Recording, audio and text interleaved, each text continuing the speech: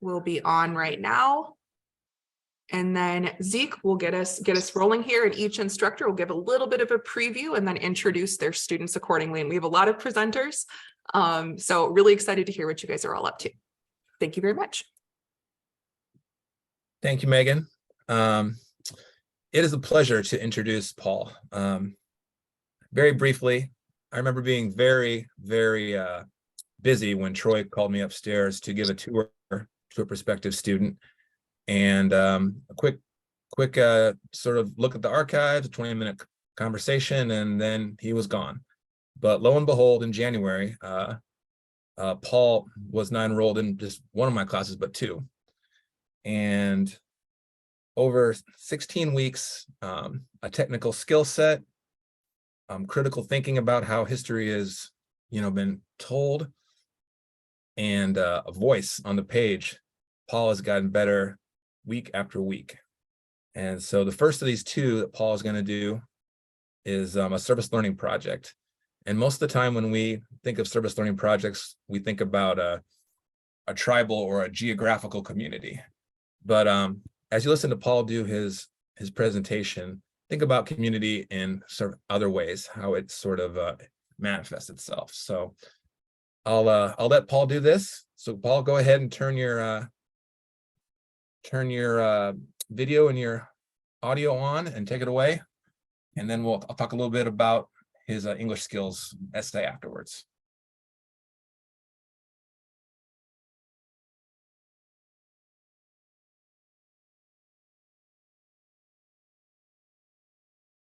Can you hear us, Paul? Oh, there you are. Am I on now? Yep, we can hear you. Am I there? Yep. Okay. All right. Well, thanks, Zeke. So it's been a pleasure working with Zeke. He's a great teacher. So my service learning project for students stressed is from a life experience I've had over the last few years. In the country, there are 185,000 amputations a year that can mean anything from a toe, a finger, a hand, or a leg. So in my project, I was hoping to offer support to anyone who was going through this and talk to them about what to expect. Evidently, the information is top secret because there was really no one to help answer any questions that I had. After a series of bad choices, it does make a difference of who and where you seek medical attention. Mostly, I had made the maximum number of wrong ones. From September to January, there was an ulcer that would not heal. It became so infected, it had to be taken off, and my foot was dying. So in January 2021, I had a below knee amputation. I had sought a second opinion from a doctor I knew in Omaha, but by that time it was too late. This is a tough trail to travel alone. It would have been good to have some input on the healing process to make it easier. And there was no one to share information with. And after you leave the hospital and the rehab, you need to go to a processist. Fortunately, my luck had changed and I found a good one. His name was Wally Kuntz, whose motto is, "I don't just build a leg, I help rebuild a life." He had become a true and trusted friend.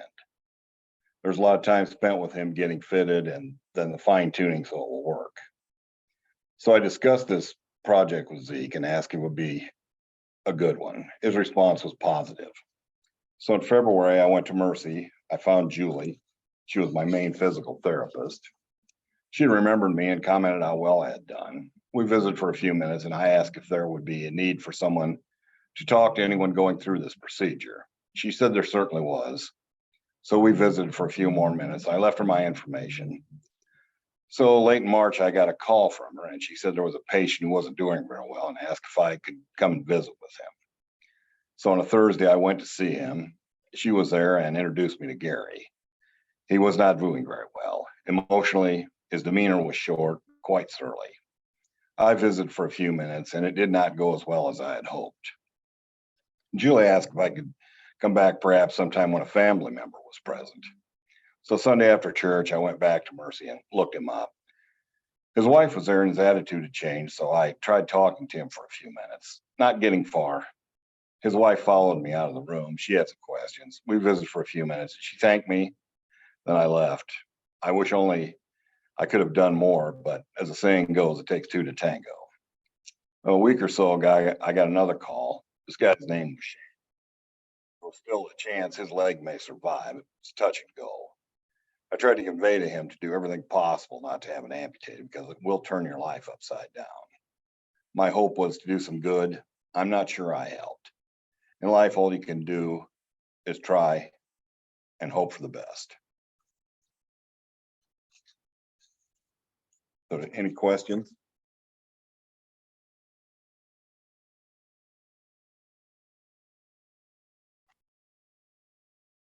Still there? Yep, we can hear you, Paul.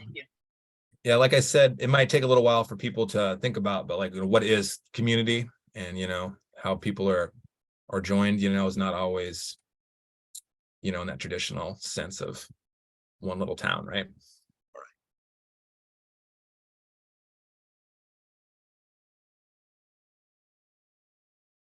And feel free to leave, obviously, any questions in the chat. And for sake of time, we'll keep going, Paul. Paul's second P is for English skills class. And Paul, I was very fortunate to run into Paul in this class because we were able to sort of not only discuss, mechanics of language and all that stuff, but also, Paul's old enough that he's kind of has his living memory of what the metro area was, stock with cows being loaded on stockyards. And we both have agriculture in our backgrounds. And so he started creating a memoir piece of when he was a child. And as you'll hear, it's part childhood memoir. It's a little bit, he's given himself an alter ego. And if anybody has an ag cow background, some of this will sound very familiar. And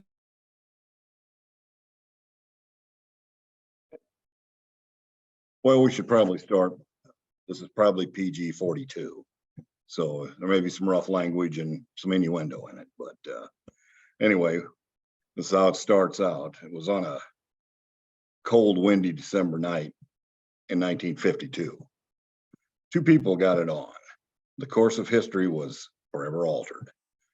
Unfortunately, the strongest swimmer that night was genetic garbage. Determined in his DNA, there was a crippling gene known as Boss Knothead, the affliction known as cowboy, a horrible defect noted by the constant need to be associated with bovine at all times.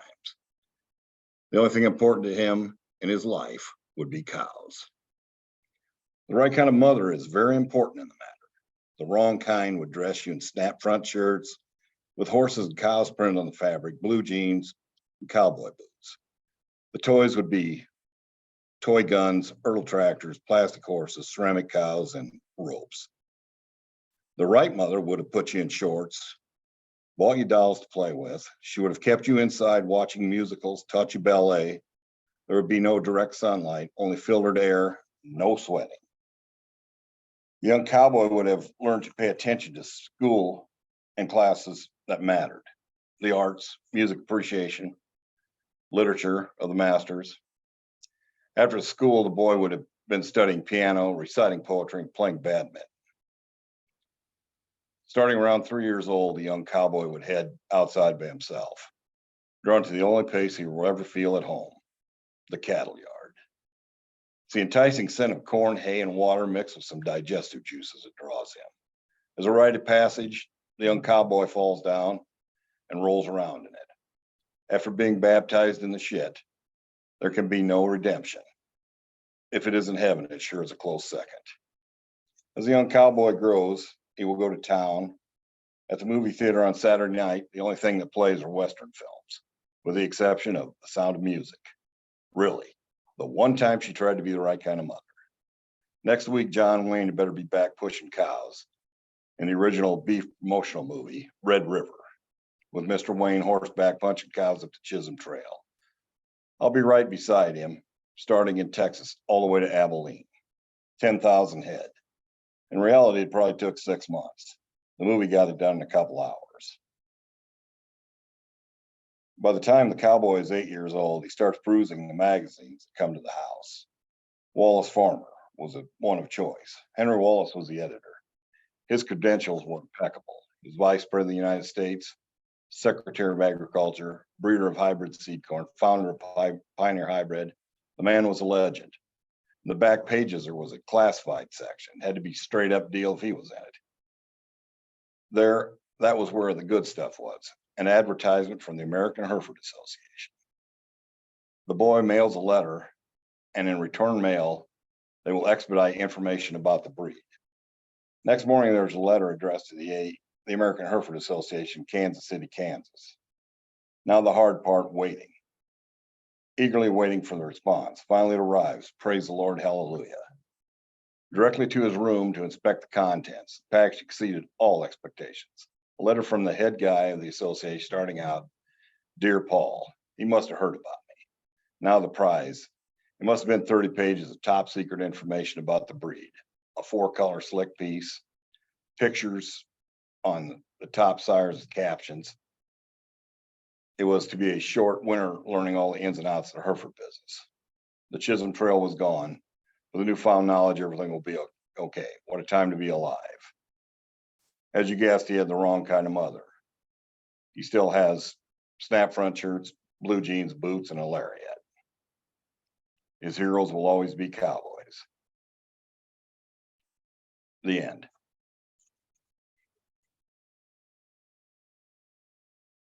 Thank you, Paul. Very well Awesome crafted. story. Awesome story.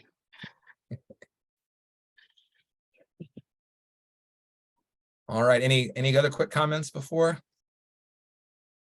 Paul, yeah, we're Paul's full steam ahead for next semester, right? Yeah. Keep telling him it's okay to be a little bit tired this time of the semester. The rest of us are. Yeah. It was. I have a comment. This is hold on, I'm making coffee at the same time I'm trying to talk here. So let me see.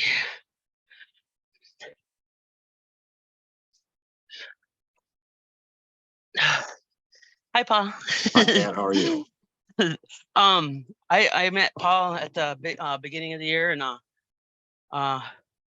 boy, it was beginning of the summer. I'm sorry, spring semester, and boy, he was just an awesome person to listen to talk, and I enjoy visiting with him whenever I get a chance to go over to the school. So, yeah, if anybody else can go over and get to know Paul, he's there every day, and I enjoyed your speeches. Thank you so much. Thank you, Kat. It's been a blessing to have been able to come to Nebraska Indian Community College. It really has been. I mean, Yeah, I'm sure glad you came back. It's been a great experience for me. It was a great winter.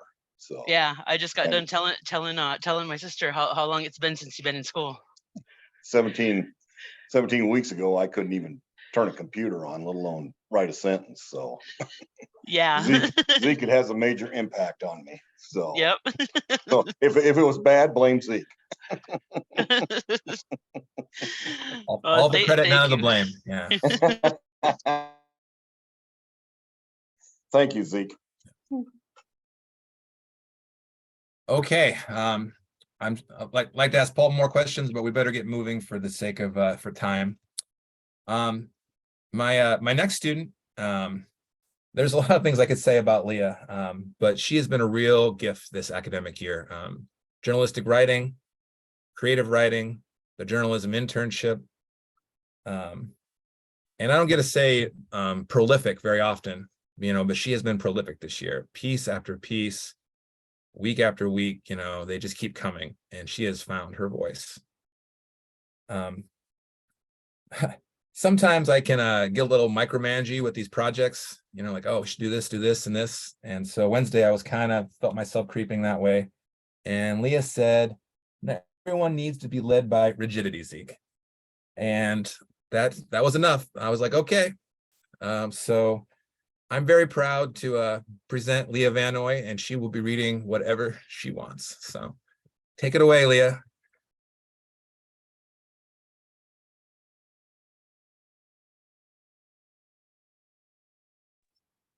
Okay, let's try that again. Noah, hope you can hear me. My name is Leah Vanoy. I'm Pawnee, Omaha, and Iowa. I grew up in Oklahoma. We don't really say Omaha. I didn't learn that until I took a trip to Nebraska, and that was a lovely thing to learn about one of my tribes, and it made me feel a lot closer to being Pawnee. I was a 911 dispatcher in Lawton, Oklahoma, which is a very busy place, for about 10 years. I was a supervisor. I always led the way I wanted to be, the way I would want to follow. I always have been close to who I am as a Native American female in these times. I lost my voice for a long time because of different medical issues I had, and I just got lost in a lot of old pain. Finding Zeke was really cool because he had asked for an assignment in a history class, and I didn't really agree with it, but I was kind of hesitant to say anything because of my anxieties that had grown as I've gotten older. And so I went to him and I said, hey, send him an email because I still couldn't do the, COVID and all that. Send him an email. And I just told him my point of view.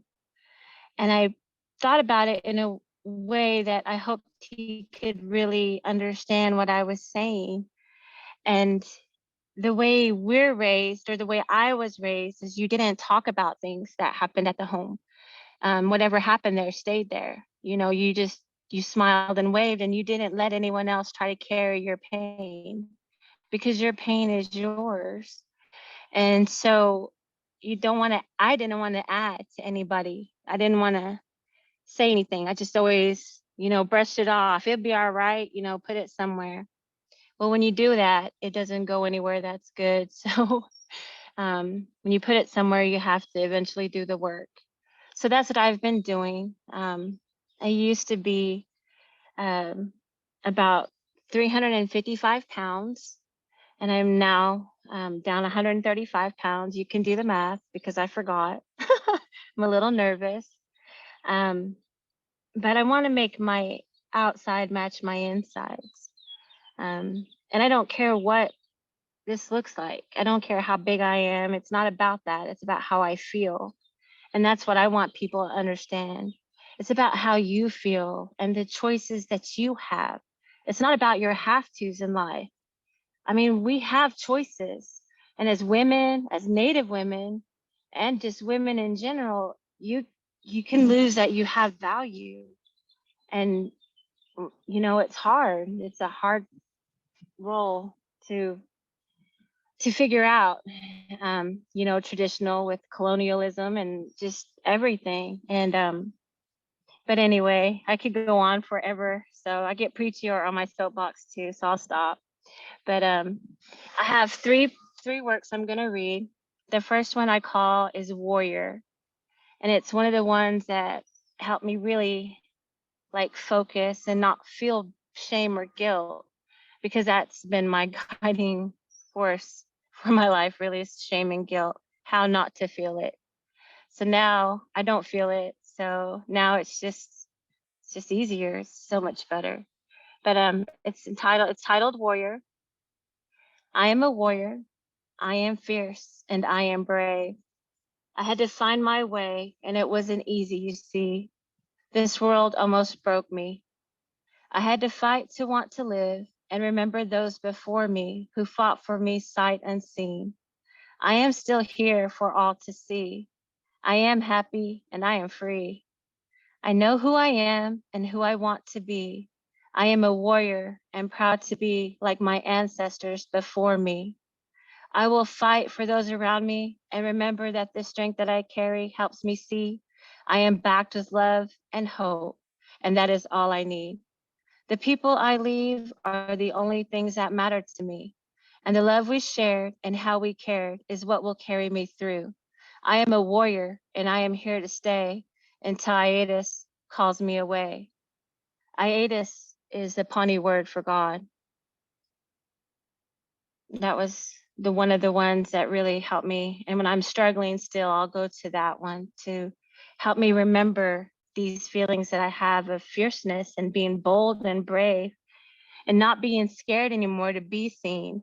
And my pain doesn't define me anymore, just a part. And this next one is called Still Here. She is here. She is bold and brave. She is scared and weak. She was broken. Now she is whole.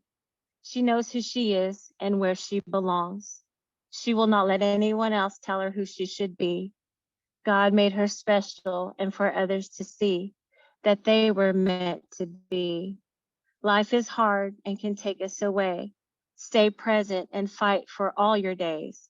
Live, love, laugh, and sing. Celebrate your life and be free. Live the way you choose and with who you choose to be. Life is good or can be. Hold on, literally. Hold on and smile. Don't be afraid to face the day and remember to shine in your own way. And that's that one. And then the last one I'm going to read. This one is a little different for me. So as a female, a Native female, and with different men folk in our tribe, sometimes they get however they get, and sometimes when they think you're getting where you're too much, they want to put you in your place in a way. And so what they do is they give you backhanded compliments. And so you don't know how to take it because it's not in love. It's not a compliment. It's to put you back down in your place. And I've had to fight that a little bit here. And I don't have a place. My place is where I decide my place is. I'm not going to let anybody else tell me where my place is. I'm going to figure it out for me because that's the way God has shown me. I have a voice and I'm not going to be scared anymore to use it. I'm sorry, it's taking me one more extra second to pull up this last one. I have issues with tech. I try not to, but I'm an old lady. But it's called Pretty. Pretty, that's not me. When you're pretty, shit is hard. You have to hear how pretty you are based on your face and not on who you are. That's just bullshit. Pretty, what did it ever get me? It got me hurt and scared. I got lost and disappeared. I love not being seen or being pretty. I love not feeling like a mark or something to be used. I hide who I am and stay safe. It's been a goal I didn't even know that I had. I am done with that though, because you see, I am not a mark or just a pretty face. I am here and happy. I will shine, be free, and love who I want and say what I want to say. I'm still here, and fuck you to those that want to hurt and pray.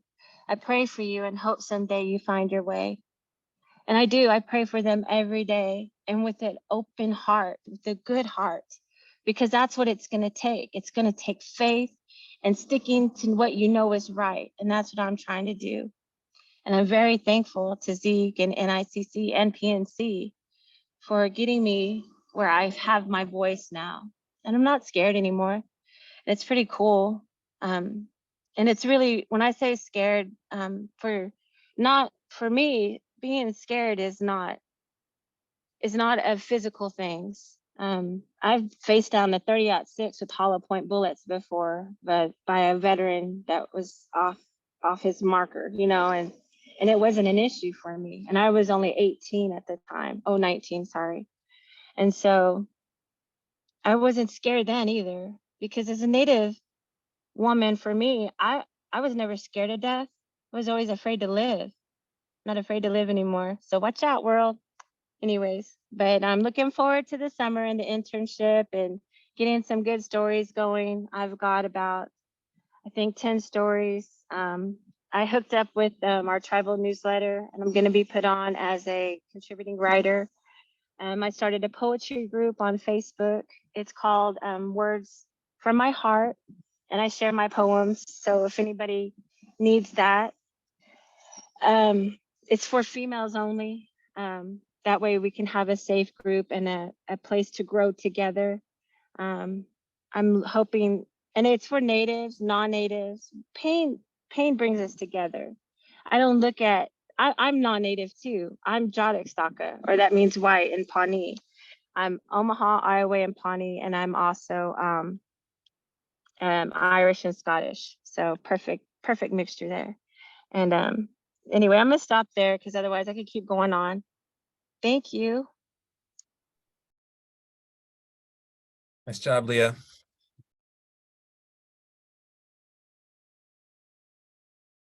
Okay. Back to you, Megan.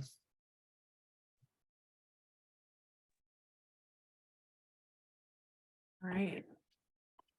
Well, thank you very much, Paul, and thank you very much, Leah. I see some amazing comments here too. So please be sure to check out the chat, which you'll see on the bottom of your screen on Zoom, and just really great feedback and connections too. So thank you guys very much for sharing. And for everyone else for giving that support too.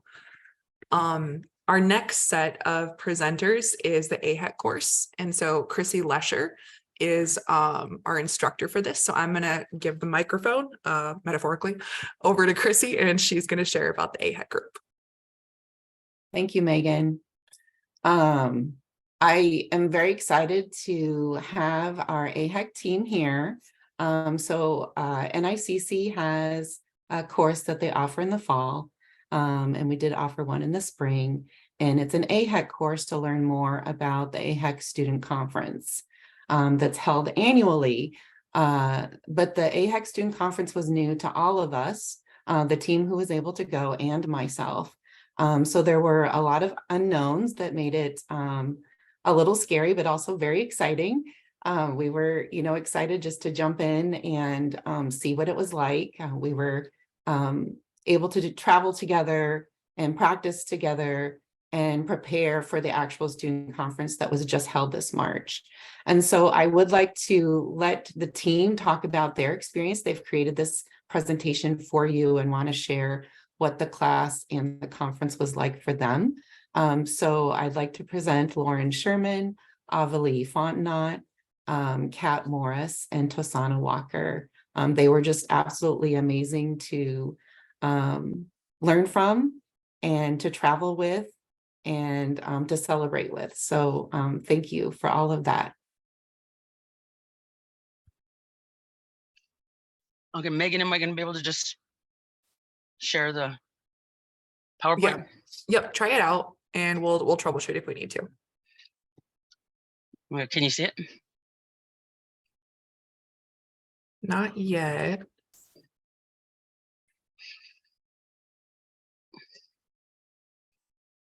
Can I maybe share it with you?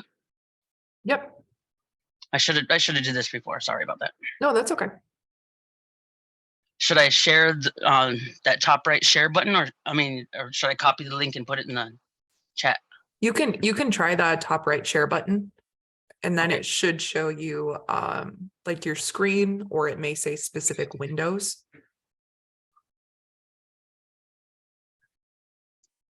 And if that doesn't work, you can email it over.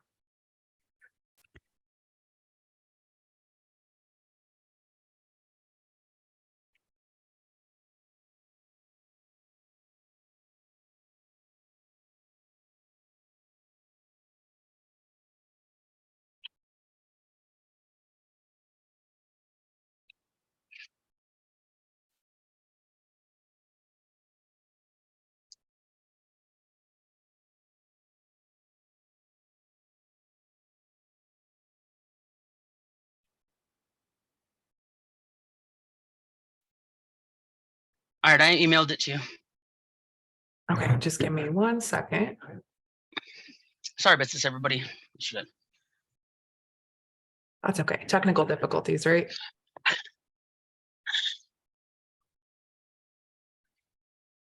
Okay, I think we got it pulled up here. Just taking a minute to load.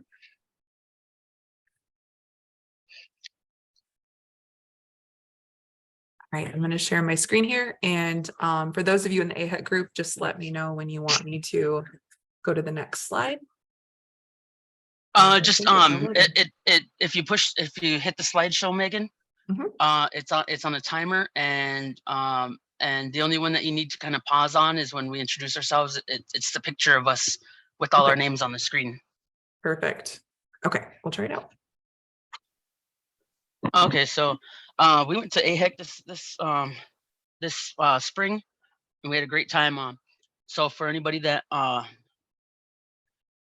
didn't know where we were or whatever for a week, we were up in Albuquerque, New Mexico, from March 4th to the 7th. And we were there with, you know, a lot of other students from 37 other tribal colleges. Go ahead and go to the next one.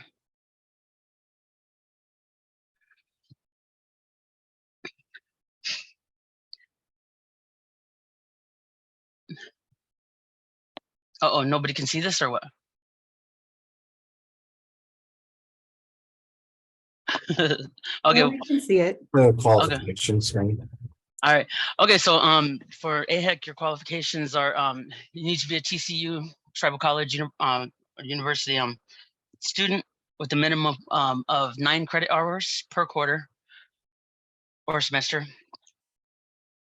Oh, back up to that one. I started late on that since I started talking. You must maintain a minimum of 2.0 grade point average. You can't be a full-time college employee, but you can be in a work-study program or internship. And you just need to get your college standing and everything sent to them, you know, through your instructor for AHEC, the AHEC class itself. Go ahead. And like I said, we went to Albuquerque. It's a cool little picture I found.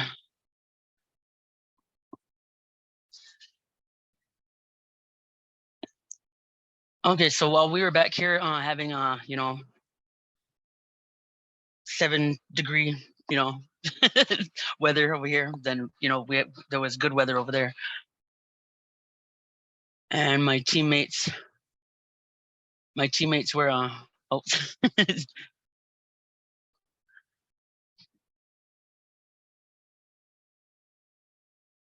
Okay, Abelie and everybody, are you on here? Did you make it in? I'm here. You can go ahead and introduce yourselves. Hey, hi, I'm Audley Fontenot. I was a part of the AHEC class, and I'm a graduating sophomore this semester at NICC.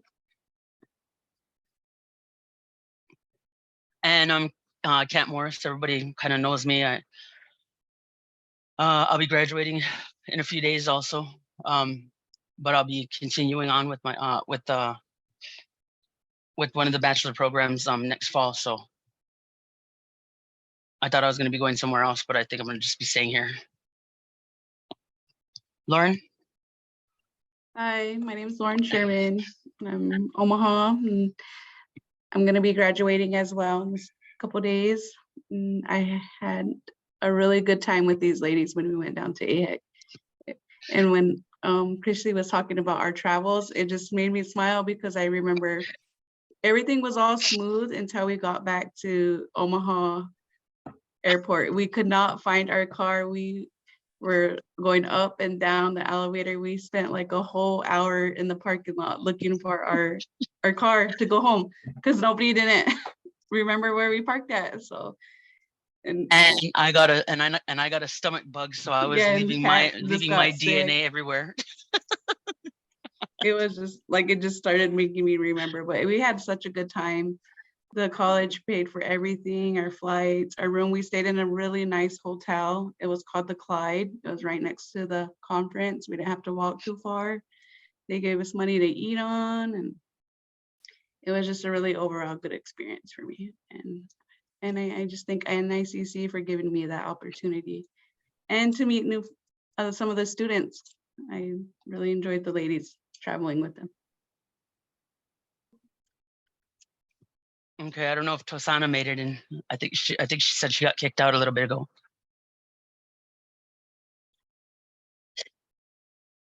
Well, Tosana Walker went with us too. She's also from Lincoln, Nebraska.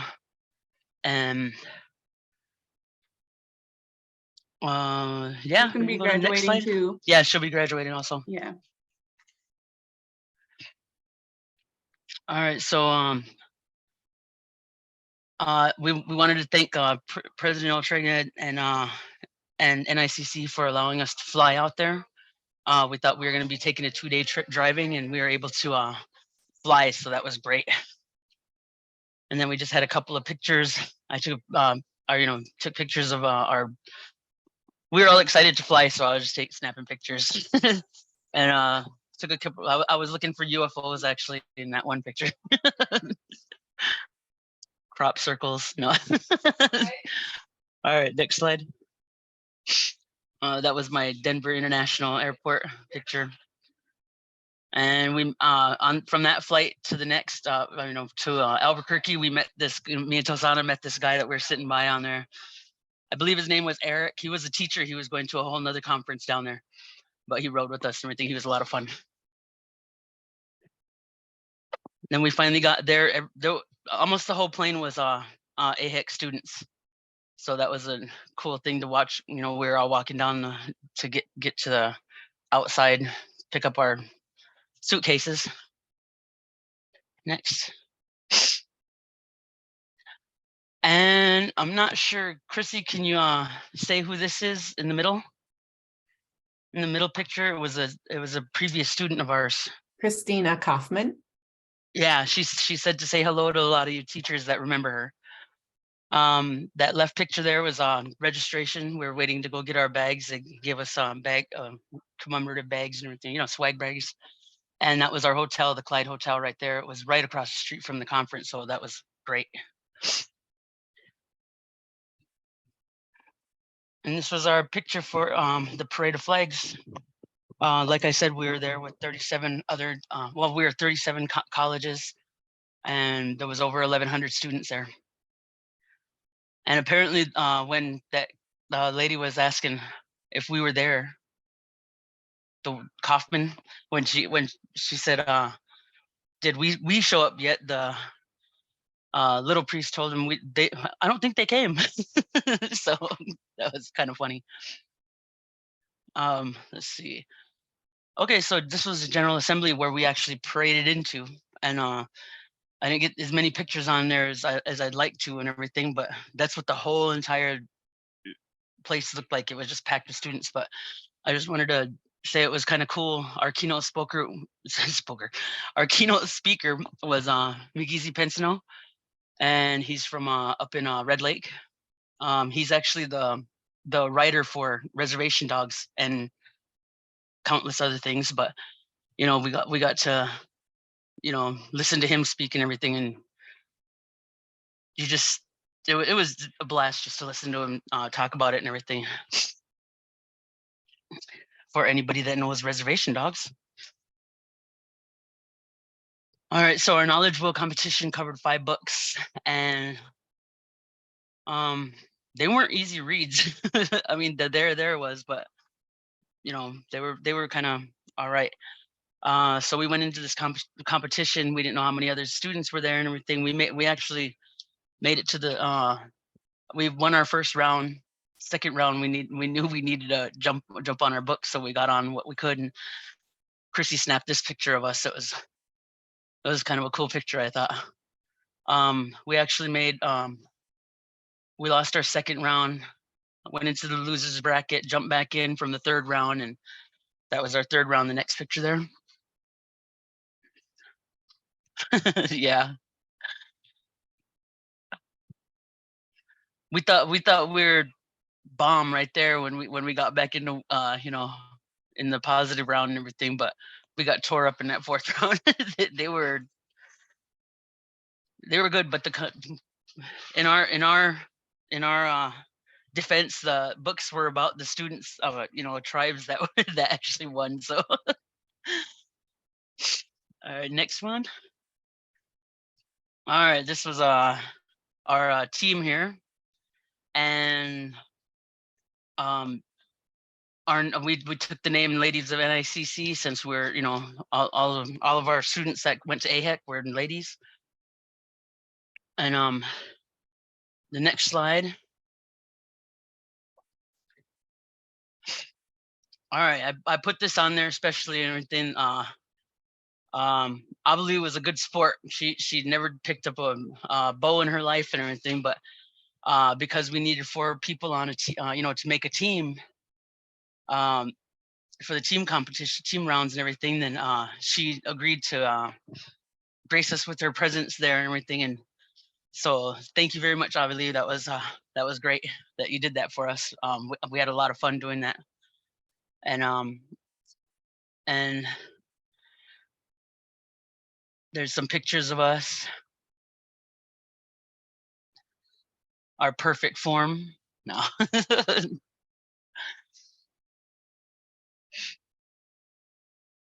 Next. And this was our art competition. Tosana was in there, but they had all kinds of different genres, I want to say, of kind of artwork that we can put out there as Native students and other. A lot of pottery even. I thought that it was really a good competition. There was a lot of things that were nice to see that haven't gone lost. Then they had the AHEC powwow. Our powwow was pretty good turnout for, you know, while being in Albuquerque. I'm sure there is a lot of dancers, but it was real nice to see a big powwow for you know, just an afternoon powwow. This was the outgoing Mr. and Mrs. AHEC. I know the Mrs. AHEC or Miss AHEC was Shannon, but I can't remember what the Mr. was. And those are just some pictures that I took from the website. A lot of people there, and everything was done in the conference center over there, right across the street from our hotel. So it was real easy to get to get to that. The only time we had to travel was when we went to the archery. Next.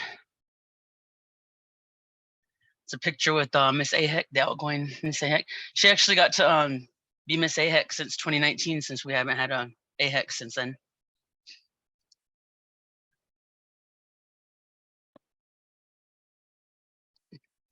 And I wanted to point out in this picture here, this was the craft stuff that was going on upstairs when we were in the knowledgeable rounds and everything, then and the speech rounds. And this was all set up upstairs. These were all the colleges representing.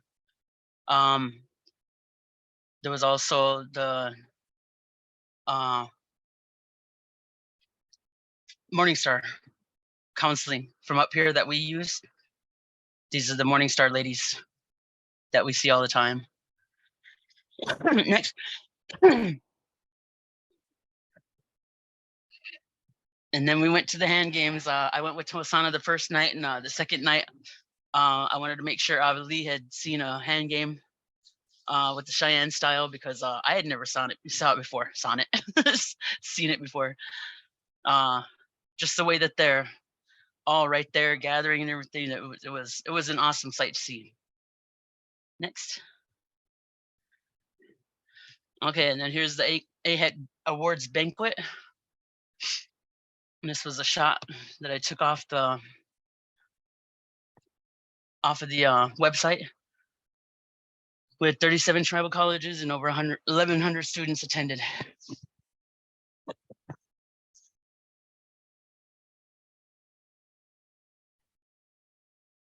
We had stuffed pork chops that evening for dinner, and Abelie is vegan, and they messed her up. That we couldn't find that, so I just wanted to put in there as a side note.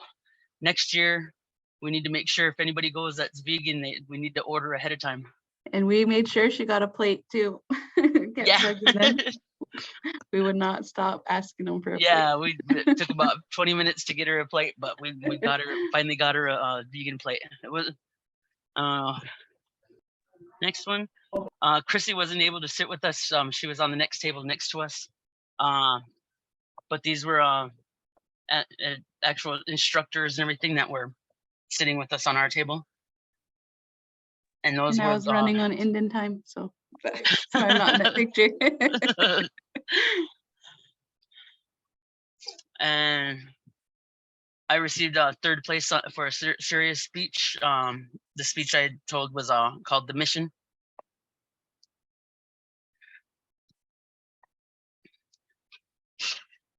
And I just wanted to give a shout out to Little Priest. They were the actual hand game champions. Never played that style of hand game before. But I have a few cousins on there, so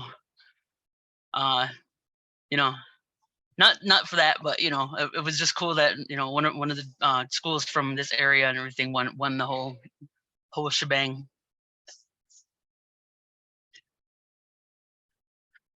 This was our getting ready for a trip home. At that time, I didn't know I was getting sick. I was just tired, sitting on the floor.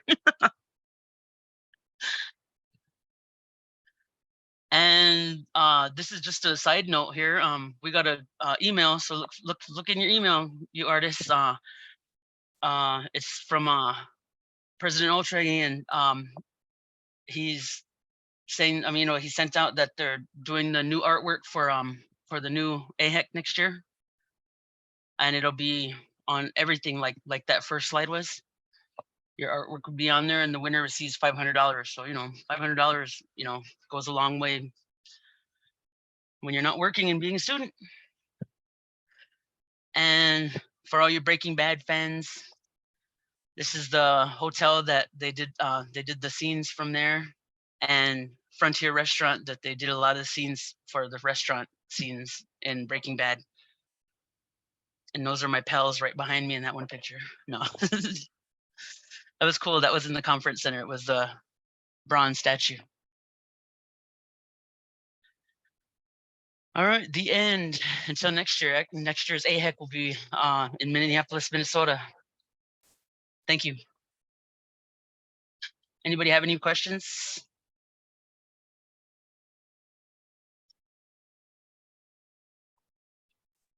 Did you get any Pueblo bread while you were out there? Myself, no. Oh, I don't know if any of the other well. girls did.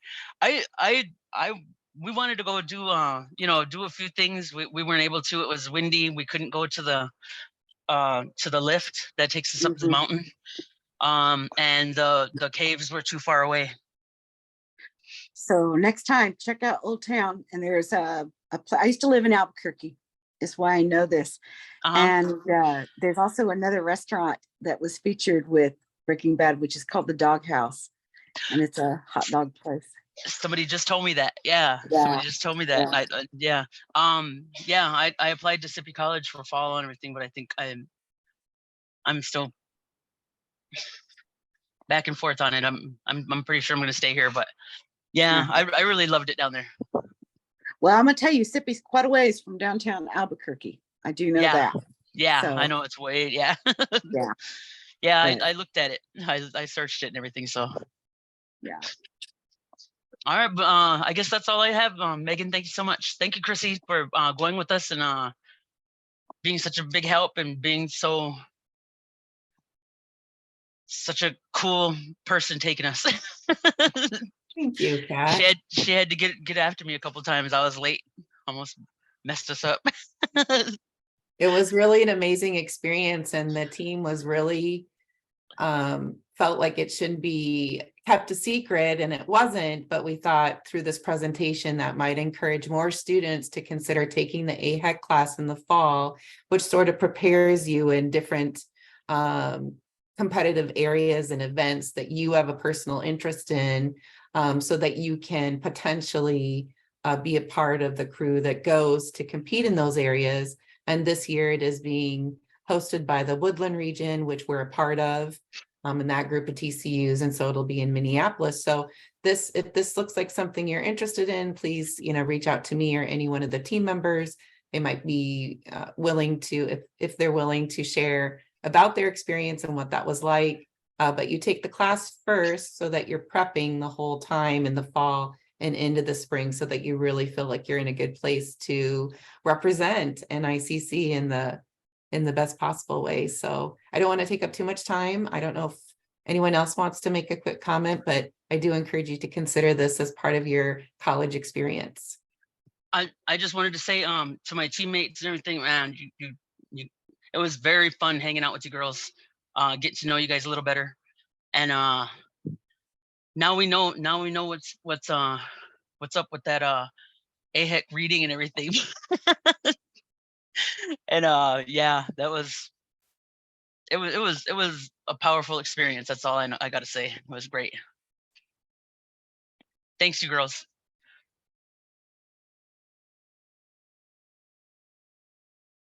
Awesome. Thank you guys so much for sharing, and especially for providing, firsthand experience, but also the photos too.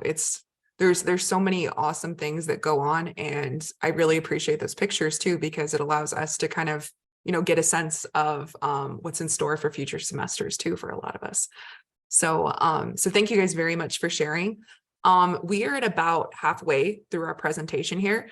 So what I think we'll do is just take a very short break. We'll pause the recording and then we'll jump back in at 2:10. So it'll be just a little over 5 minutes to grab coffee, stretch.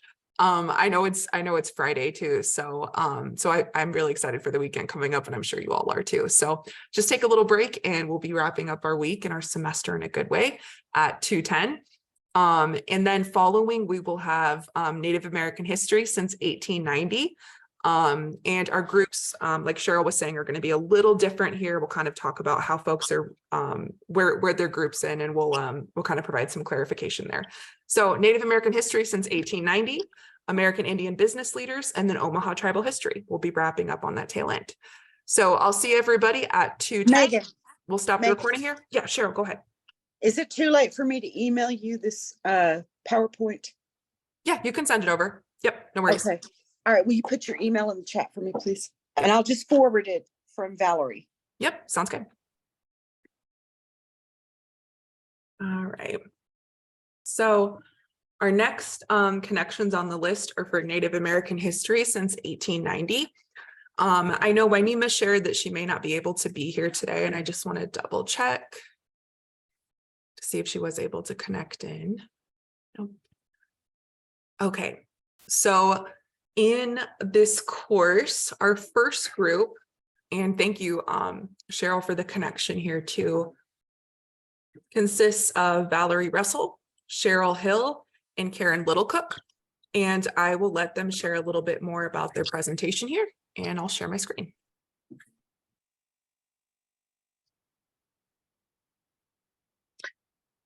Well, before we get started, I'd like to formally introduce myself to all of you. Unfortunately, my other two group members are not going to be able to be here today, and I apologize for the background noise.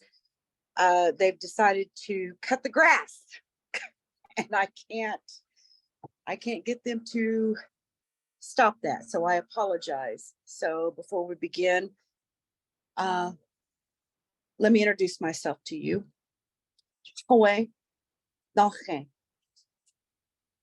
Cheryl Gann Hill, Government Ishtahe Jajewita. Kluet the one was Jaji Jajewita. Mama Bird the comedian, social media, Jajewita. Was Jaji, Osage, Oklahoma, Wakokali. And again, I apologize. Just one moment, please.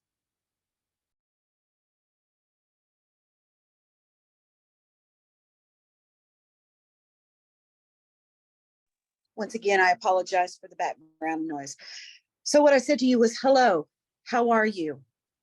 My English government name is Cheryl Ganhill. My Wajaji name, She Who Watches Eagle. And my social media name is Mama Bird the Comedian. I am Wajaji Osage from Oklahoma, from the Wakokali district.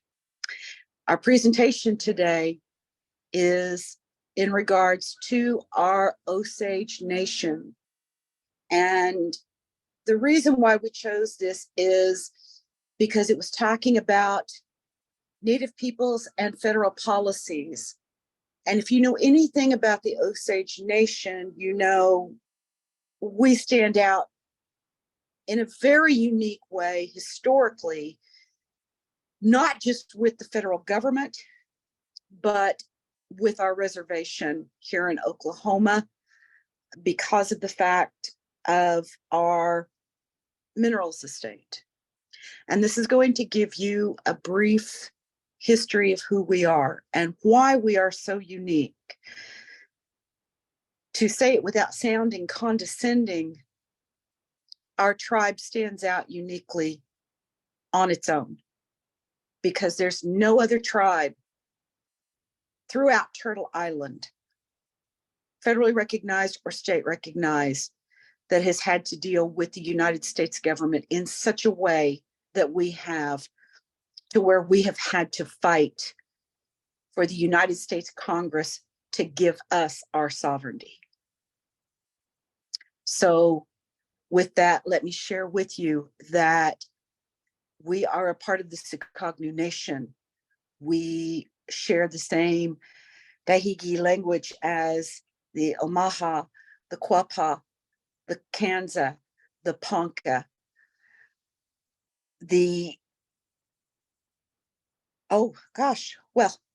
as ourselves, the Wajaji. Please bear with me, I'm a little nervous.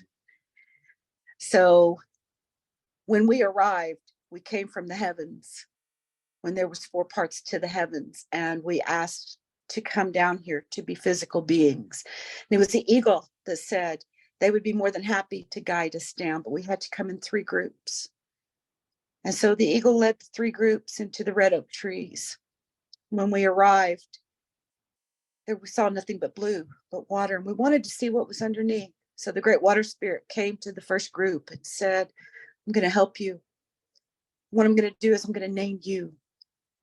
And then it's going to be your responsibility to name the other 2.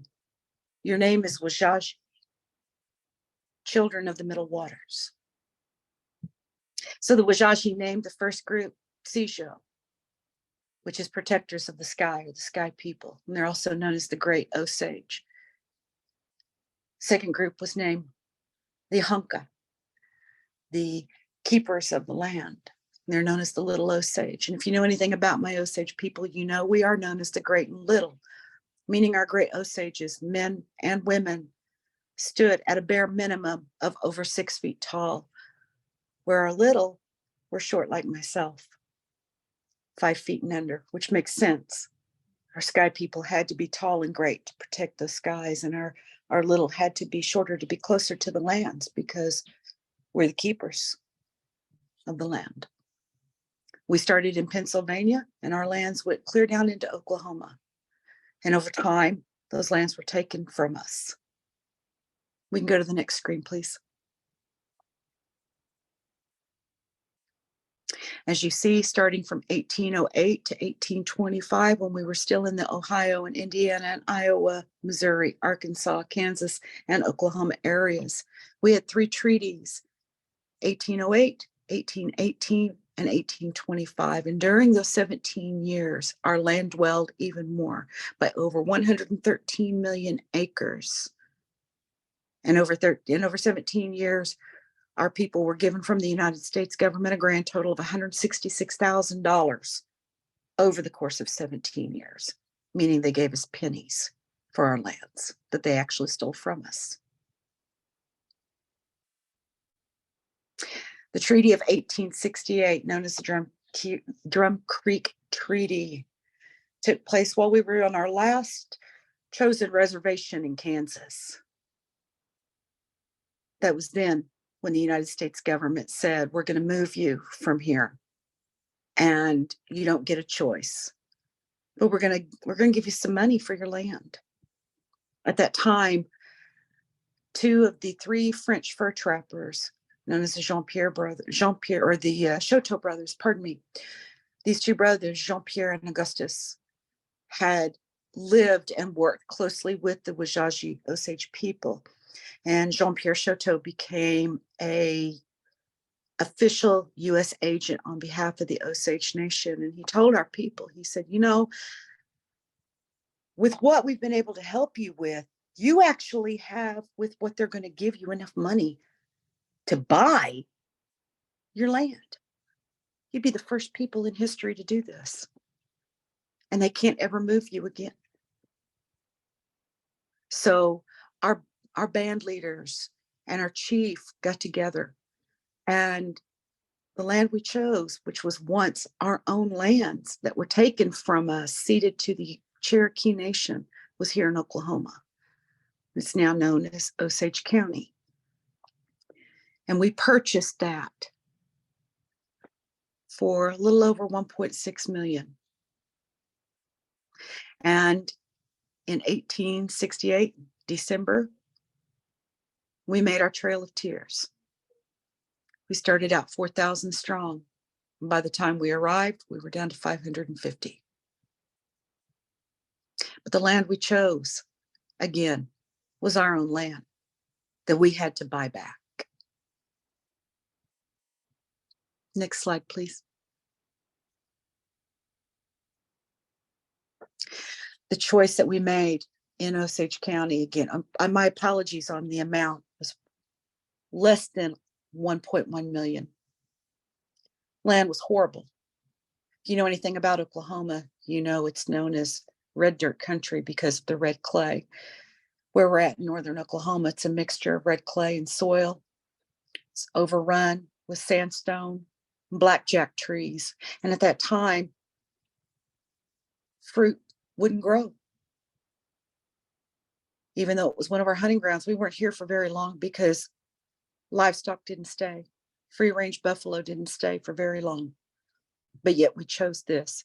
However, the United States government informed us that they would help us monthly with rations and supplies to help us until we could figure out a way to make the land flourish for us. They did this 4 times, breaking yet again another agreement. And our people said, why? Why would you choose here? We can't do anything with it. And our chief said, because they're never going to want it. It's ours. We're home. And we have to do the best that we possibly can with it, because they're never going to want it, and they'll leave us and we can be in peace with what few we have left. Next slide, please. 1897, young Osage man was walking the reservation, and he saw something, and it scared him. He'd never seen it before in his life. Now, at that time, we had a few trading posts that were approved by the United States government to be placed on our reservation, which was known as a closed reservation at that time. This young Osage man went running to a local trade store. He found the owner scared. He's like, please, please come help me. I don't know what this is. And he took him and showed him what it was. And that trade goods store said, son, you found oil. That oil, some will say is a blessing and some will say is a demise, because it was the most sought after, purest, light, sweet crude in the world. When this came out, the United States government changed our reservation status to what would be known as an open minerals reservation. And it's the only open minerals reservation on Turtle Island today. We would become the richest society ever in history. And again, I say, this is a part of our demise. Because we have a small group of natives that have now, it's become worldwide known, it's globally known through the papers. They've struck oil. They're the richest people in the world. And again, we were 550. All of a sudden, here came these quote unquote Osages that were mixed bloods, half, 3/4, claiming to be Osage, that signed up on the rolls. Because Osages at that time were receiving 1 full share of that minerals estate and 166 or 144 acres of land. So now, in the course of a couple of years, We go from being 550 to 2,500. Thus to this day, those 2,000 are known as the contested Osage. But because they opened our reservation up to be known as a minerals reservation, it allowed the US government to be able to come in and sell oil leases on behalf of our people, which is why the Conoco refinery is in Ponca City and Phillips Petroleum Company is in Bartlesville, Oklahoma, because both border our reservation. The amount of oil and natural gas that my reservation holds, which is about the equivalent to the size land-wise of Rhode Island, is 1/5 of this country's petroleum and natural gas. The Wacockley District, which is the capital of our reservation, we have the Wacockley, we have Zonzoli, and we have Pasoli. Again, I'm from the Wacockley District, known as Pahuska. That's the capital. It's where our reservations agency sits. They had closed down one of the 3 schools that we had on this reservation and converted it over to a combination of our BIA as well as Osage Agency. And under that elm tree that stood in the front, they auctioned millions and millions of dollars worth of oil leases in a matter of a few minutes. And again, throughout time, here came these so-called Osages. And by 1906, the US government said, oh, we can't have this. We can't have this many Osages coming forward and getting in on this, because we can't have them making more money than us. Well, they're the richest people in the world. They're worth millions of dollars now. No, we can't have that. So in 1906, the United States Congress came forth with the Osage Allotment Act.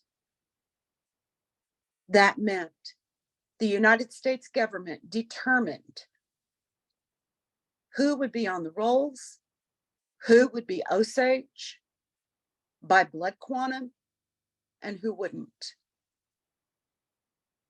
They dissolved our 1887 Constitution that was no longer in existence. It did not exist.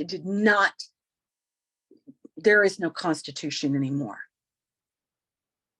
You all are a part of us. So in 1906, the rolls were permanently sealed by the United States government. And the last Osages that were enrolled were now known as the original allottees. Their next lineage of descendants had to be half or more, and they would only be considered members. And the sole purpose of this was in hopes that they could actually annihilate the Wajaji people in order to be able to take control of the land and the oil. Throughout the course, we grew. But something also happened, because the United States government also said we were incapable of managing our own monies. We didn't know how. So we were put under 2 classifications. If you were a full blood, you were considered and you were classified as incompetent. If you were anything less than a full blood, you were automatically classified as insane, thus giving justification to the United States government and the Bureau of Indian Affairs to instill guardians over all Osage original allottees and their families. And these guardians, as they were also known as, consisted of attorneys, businessmen, doctors, cattlemen, trade goods store owners, with no cap on how much they would be paid for their indenture to our people. Now, who do you think got the majority of those monies? There was no protection at all of our head rights. Head rights were stolen. Head rights were signed away. And again, Osages were not allowed to have a single dime of their own money. They were not allowed to have any say-so any control over anything that they did. My great-grandmother was one of 6 original Latis that I descend from just on my mother's side. And I have the court documents that show that she had to go before Osage County Court with her guardian to ask permission to buy a car. And one of the main things they asked, is she married? Does she have children? Does she have a will? Does she have life insurance? Has she provided? Does she really need the car? Okay, she can have it. Because of the mass media talking about this small society of Osage Indians who were the richest people in the world, everyone flocked to Osage County. At one point in time, there was an agent from every car manufacturing company in the world on my reservation in my hometown, the Wacokali district. And back then, cars came in one color, black. Osages would go in and they didn't know how to drive. They didn't know anything about these vehicles. But they would ask, well, I like that car. And they would go in their traditional clothes or in their blankets, and they would ask, can I get that part of the car, this? And would point to colors on their blankets or in their clothes. And so when they got these vehicles in, it looked like a rolling Easter egg basket going through my reservation. And of course, news spread like wildfire. And those globally who were of a higher society wanted to be like the Osage, and became such a high demand that this is why cars come in different colors today. All of a sudden, you saw young Osage men that were getting married to non-Osage women that they were introduced to by their guardians. Young men, 16, 17, these women were older. These were also women of the night that were hired to be brought in to marry these Osage young men and then divorce them and be given everything. And they would make certain that all of the legal fees were taken care of and that they would win, because a lot of these were the attorneys themselves. And they would split the profits, stripping Osages of everything. And then all of a sudden, Osages started coming up missing, found murdered, dead, poisoned, drowned, homes blown up. People were afraid. They didn't know if they were going to live through the night. So we had many Osages that began to hire bodyguards to patrol their allotted homes, their lands, just to make certain they would wake up. Many were shot in the back of the head. And again, poisoned. My great-grandmother was murdered by her second husband and his sister when she was 32 years old. She bled to death. Many of the doctors got our Osages addicted to opium, IV drugs.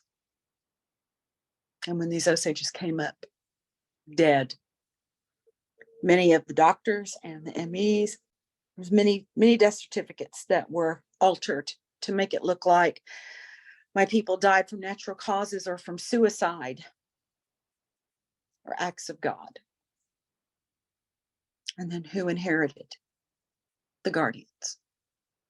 Chief Bacon Ryan was calling President Hoover every day. Please, we need your help. We need your help. We need your help. My people are dying. They're being murdered. He ignored the calls. So what did my people do? All of them boarded a train in Pawhuska, Oklahoma, and went to Washington, D.C., got off the train before they even checked into a hotel, walked to the White House, knocked on the door and asked to speak with President Hoover, and they were denied. The door slammed in their face, literally. So what did my people do? They sat on the lawns.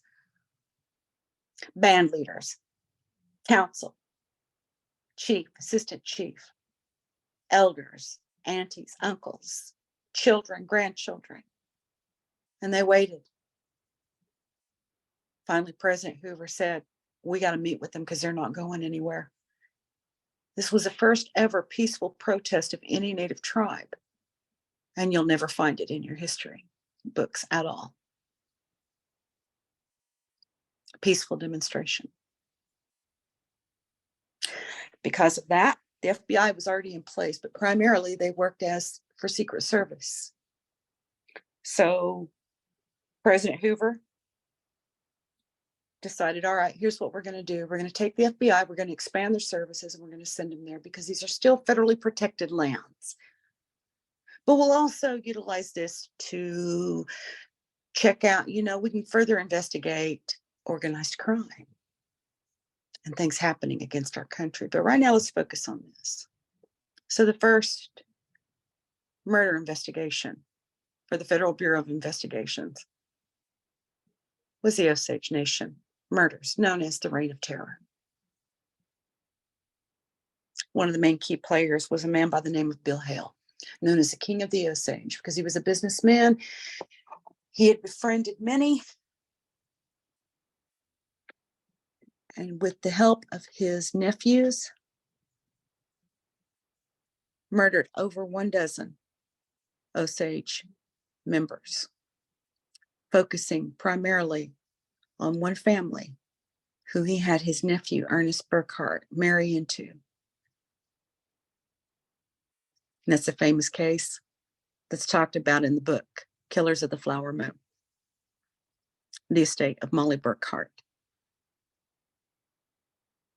But Molly Burkhart would do more for our people after it was found out who was committing the murders and what her husband did.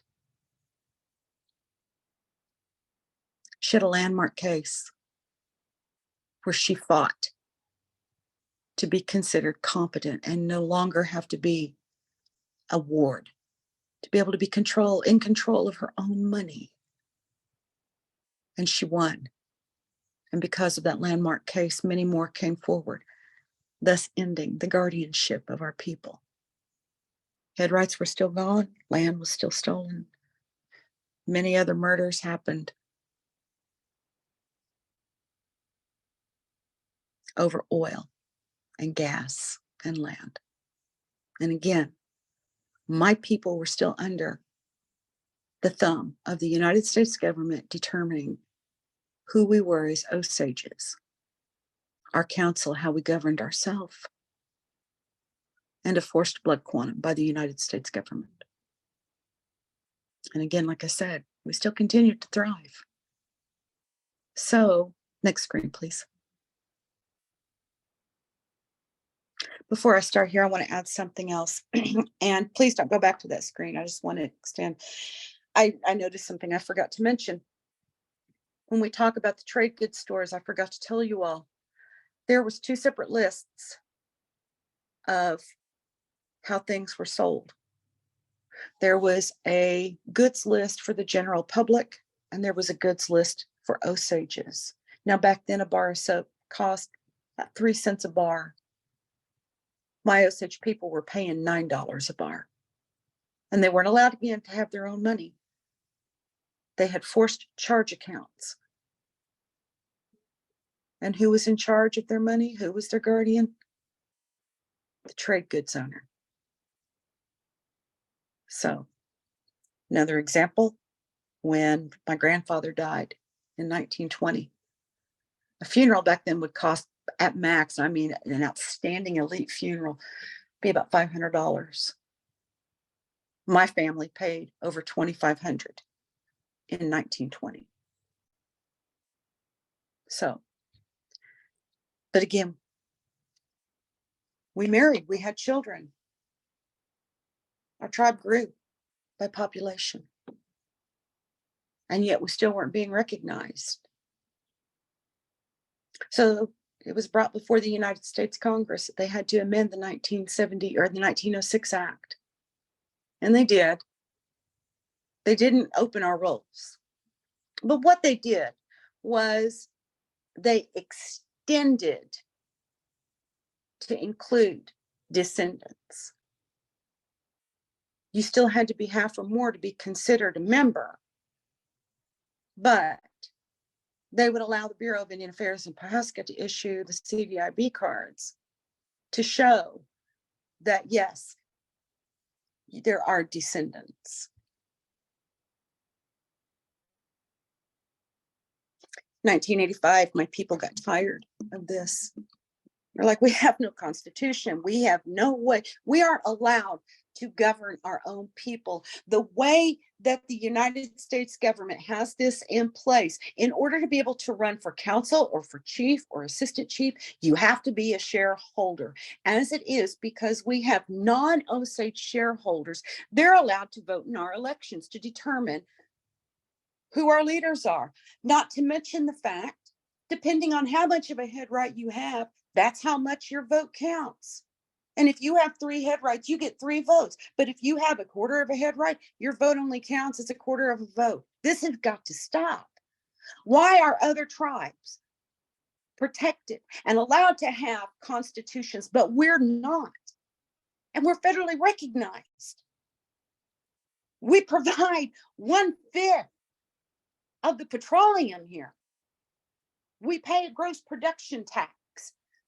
And part of that comes back and it takes care of this reservation, this for all people. But we can't determine any of this. No, we're done. We're done. So in 1994, you can go ahead and go forward, please.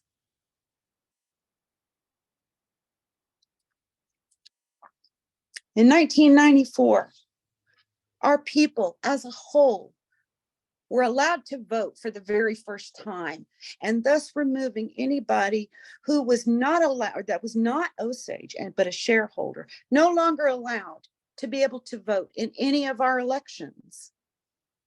We as the people, myself included, voted yes, we want this Constitution.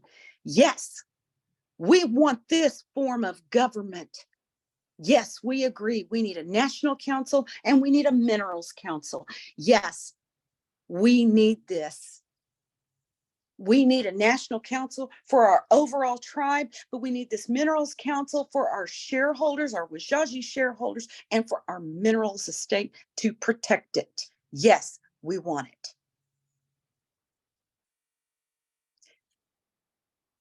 But in 1996, next screen, please.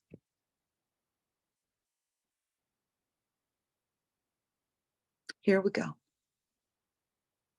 And again, we had a principal chief, we had a vice principal and a council. But here was the problem. We broke federal laws. We were now a society of criminals because we wanted to govern our own people. We wanted a constitution. We wanted sovereignty. And now every one of us, 18 and up, are considered felons, federal felons for this. And so through a landmark case to protect us came the Fletcher versus United States lawsuit. And they fought to reinstate our 1881 Constitution. My apologies, not 84, but 81. Our 1881 Constitution. We wanted this back. We wanted to be able to stay within the legal boundaries because we didn't want to lose our reservation. We didn't want to lose our status. We didn't want to lose anything. But the problem is that even with that 1978 amendment, God forbid, when the last original Alati dies, we're no longer a tribe. We're no longer a tribe. Even though you recognize our descendants, we're no longer a tribe because according to the 1906 Act, only those enrolled members in 1906 were the true tribal members. So what happens? Well, the United States government said, well, you don't get to have this national council. You don't get to have a separate minerals council. No, you cannot have your 1881 Constitution back. No, we have amended it. We recognize there are members, but still, the enrolled members of the 1906 Allotment Act were the only real members. So no, you have to go back to what was said. You can only have the one council. You cannot have one man, one vote. You have to be a head right owner of some sort, hold some share of a head right to be able to vote or even hold a position of authority in your tribe. What we will give you, though, is that you can only be Osage and a recognized member of the Osage Nation in order to vote and to be able to hold these positions. So in 1996, we reverted back. Here we go. Back to square one. Next slide, please.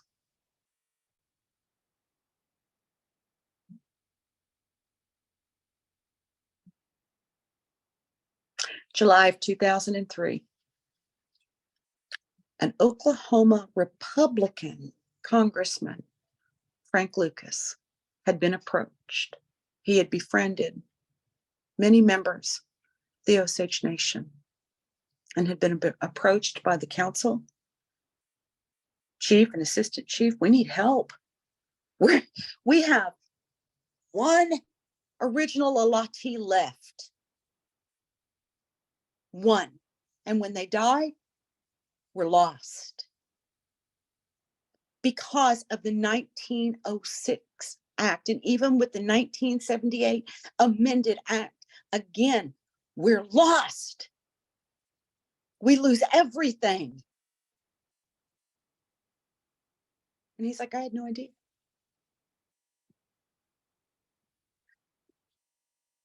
So in July, he presented before the United States Congress HR Bill 2912. Took 15 months for Congress to debate and decide and determine, all right, we're going to let them have their sovereignty. And we'll let them decide how they want to govern their people. And we'll allow them a membership.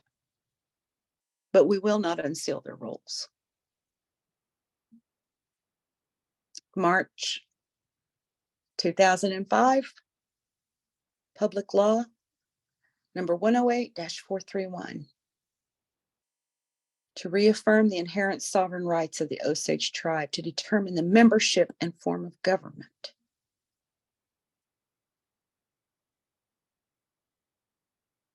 We voted on our Constitution. We voted how we would run our tribe. But we still have not been able to get our rolls unsealed. We still, in anything pertaining to our minerals estate, they have to be probated in Osage County Courthouse. So as you see, people, my Wajaji people stand out uniquely. We don't talk, we don't brag, we don't feel we're pitiful. We are who we are.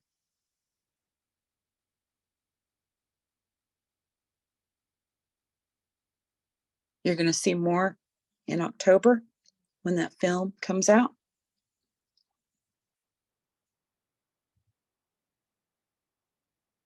And you are talking to one person who is a member of a federally recognized tribe of people made up of descendants only, because the U.S.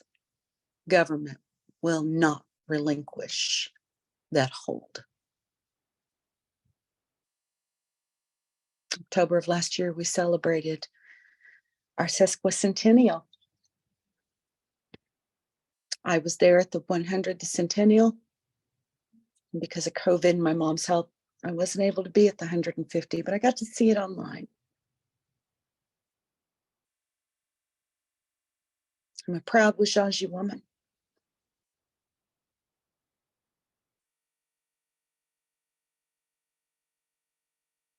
And I thank you for allowing me the extended time and a lot of time to share with you about my people. There's so much more. Thank you for taking this time. The name of the film is Killers of the Flower Moon.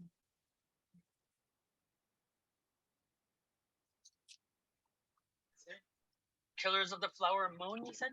Yes. Thank you. The book, the book was written by David Grant.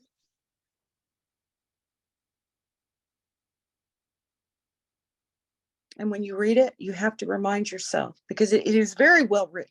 Don't get me wrong, it's very well written. But you have to remind yourself, this isn't fiction. This happened. As a girl, I played in that $1 million elm tree.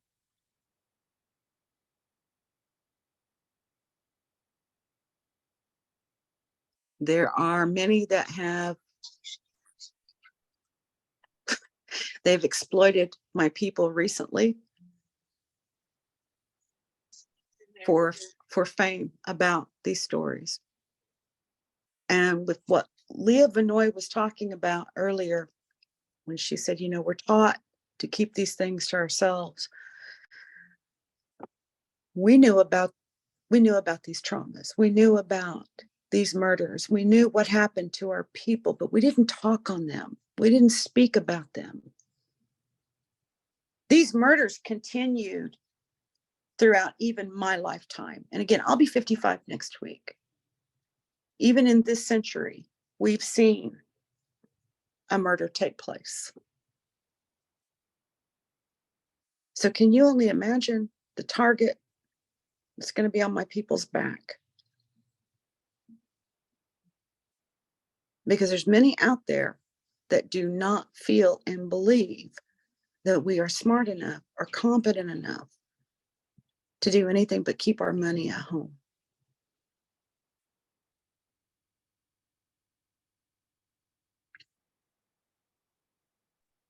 Again, I thank you for your time, and I apologize for going over. It's a lot to share in 10 minutes, though. Thank you very much. That was super interesting. Thank you Not for to play it down, but yes, but very interesting. Thank you for sharing, Cheryl. And I would ask folks too, if you guys have any additional questions or want to know more about, you know, even reading materials like folks were talking about, and there's some very powerful works of literature that are by Osage people too. So there, I'm sure Cheryl can get you connected in a lot of good ways. And so thank you very much for sharing. Absolutely. Absolutely. For the rest of our day here today, and feel free to add in any questions there too. I'm going to share my screen with you all and show you kind of what we have left on our agenda. And we'll adjust some things accordingly here too. So our next sections that we have are an additional presentation from Native American history since 1890. We have our American Indian business leaders, and we have our Omaha tribal history classes. So I did want to check in and see, I know we're getting close to at time here, but I know there's such incredible, rich information that's been shared, and just, I definitely have really appreciated and learned so much just in this section from everyone. So I do want to make sure to take this time for folks who are able to stick on. But I also understand too, if there's some other things going on and folks may need to leave as well. So of the folks who are still here to present, is there anyone who, you know, has a 3 o'clock meeting or 3:15 or needs to get rolling sooner rather than later? And if so, we can kind of move you toward the front here. Right, adjusting, being adaptable is always a goal we have. Megan, this is Steve Palmer. I'm gonna have to get off, but don't necessarily adjust. Catherine and Nicholas can handle it without me, without Okay. any problem. Okay, sounds good. Thank you, Steve. Okay. Hello, my name's Tamisli and I'm part of the Omaha Tribal History presentation. My son gets off of school here in a little bit, like Okay. 3:15. So, Okay. I mean, I have a few minutes, but I Okay. have to get going soon. Would you guys like to go next? And then if you need to take off, we can just get your parts in or have some other folks fill in. Does that work okay? Yeah, that's fine with me. If that's fine with, I don't even know who else is here. I can't open my screen. Okay. Yeah, that's fine. It's just, how can we go after that? Like, Such good stuff. listening Yeah. to a podcast or a presentation is very moving, Cheryl. All right. Okay, so you guys should have sharing permissions here. And if not, you can feel free to email it to me and I can share my screen. And I'll let you guys kind of introduce your group here, but this is for Omaha Tribal History with Wainima. And the folks I have listed here are Deandra, Annalie, Soraya, and Thomas Sally. All right, and I'll let you guys go here. And I do apologize if I got the pronunciations a little different here.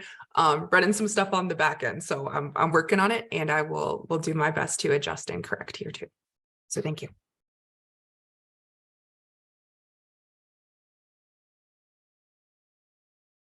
And whenever you guys are ready, feel free to roll here, or like I said, email it over, and you should have sharing permissions.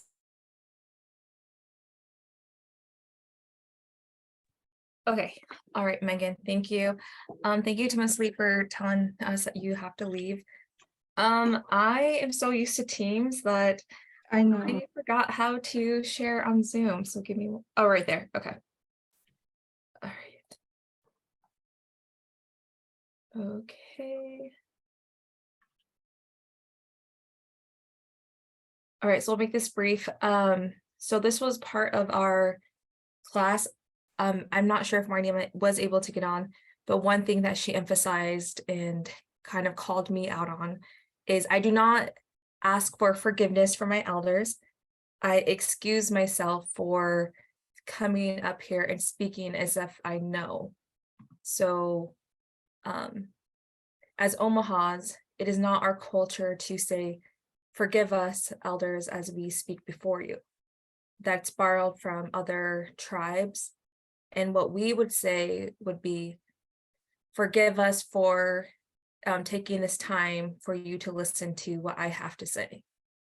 And so I guess forgive me for taking this time and having you guys listen to what we have to say about our Group 1 Objective 4. So the next, let's see. So our Objective 4 was students will identify, examine, and describe specific federal legislation rooted in forced assimilation and congressional intent behind each legislative act, such as Allotment Act of 1882, 1887, the Merriam Report, the RRA, PL 280, HR 108, Taxation in the Brown-Stevens Act, the Competency Commissions in the early 1900s, and other federal legislation, administrative acts. So this is kind of how we'll have some introduction of why federal legislation and administrative acts are relevant to the Omahas when we're sovereign. And then we'll have, if Annalie is present, if not, we'll kind of skip through that. And then I'm not sure if Deandra is present as either, but we'll just kind of go to what Tamisli and I have. So we'll go on to the next one. So I know that some people are wondering, like, the term sovereign is so complex that when you think of sovereign, you think of your own country, your own rights, your own laws, government, which is initially supposed to be what we have, but that's not necessarily the case. So this is something that I wrote for one of my papers, and I think it kind of explains it, and then I'll go over it. Why would the Supreme Court be relevant to sovereign nations? Native American nations have their own government, laws, and constitution. Therefore, the Supreme Court should be irrelevant to Native nations. No, unfortunately, that is not the truth to be told. In Omaha tribal history, learn about certain cases that influence in Native America. In 1832, the U.S. Supreme Court ruled in Worcester v. Georgia that Jackson was indeed wrong. Chief Justice John Marshall wrote in the majority opinion that the Constitution gave to Congress, not the states, the power to make laws that apply to the Indian tribes. This statement and action alone now gives Congress the power to make laws that apply to Indian tribes.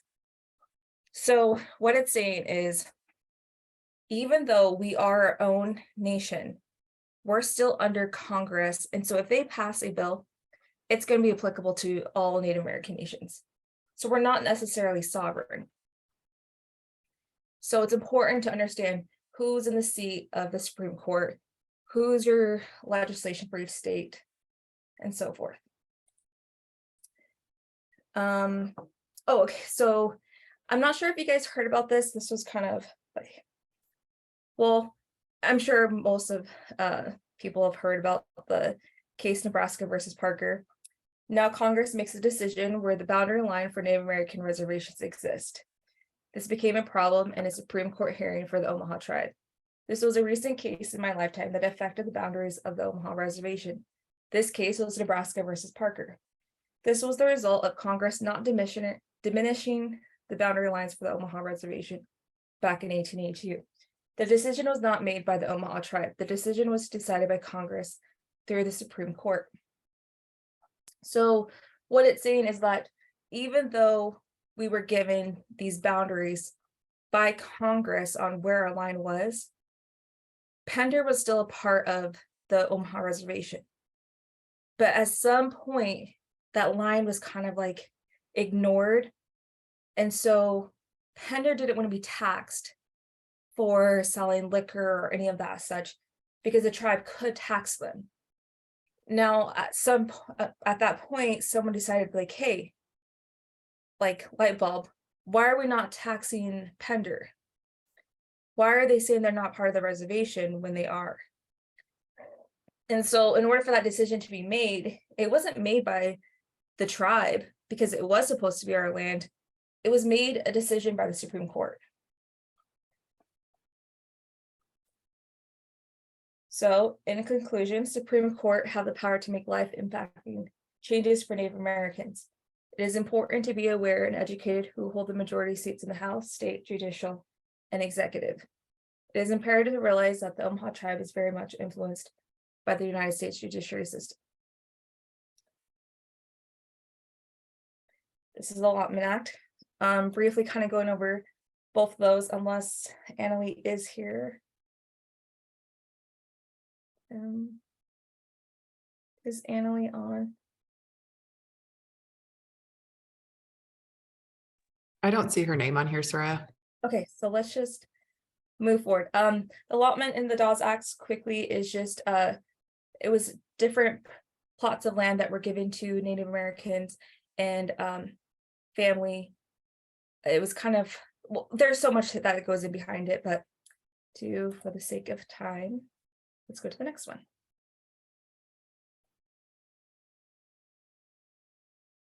And I believe this is you.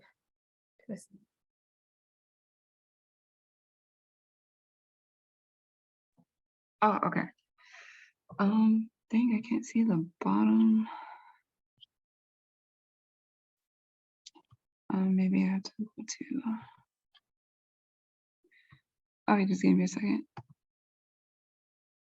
Okay, so my section was about citizenship to natives. Can you guys hear me, by the way? Yep, loud and clear. Oh, okay. Yes. Well, first let me introduce myself. My name is Tamisa Lee Parker, part of this class and presentation. So, citizenship to natives. I'm just gonna read it to you guys. During World War I, more than 11,000 Native Americans served with the American forces to join the first battle in France. Even though Native Americans were not citizens and therefore not eligible for conscription, they were, sorry, the background noise.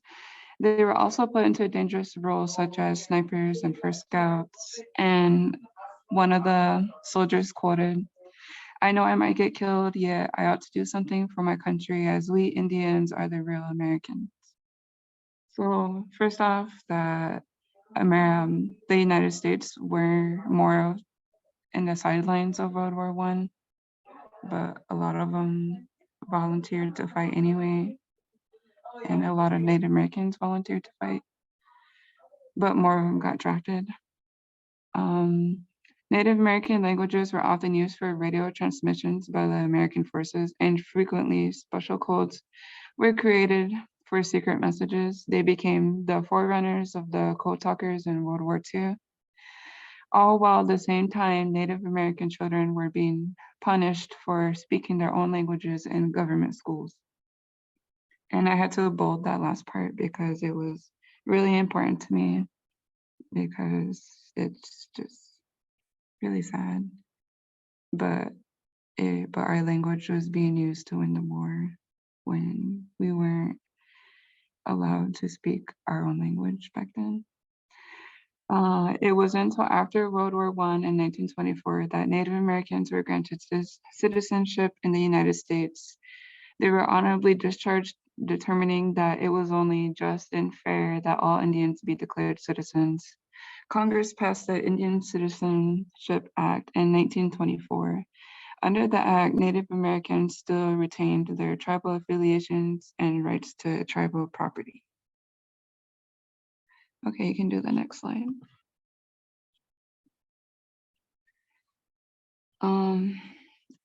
This is the Indian Citizenship Act. This is what it reads.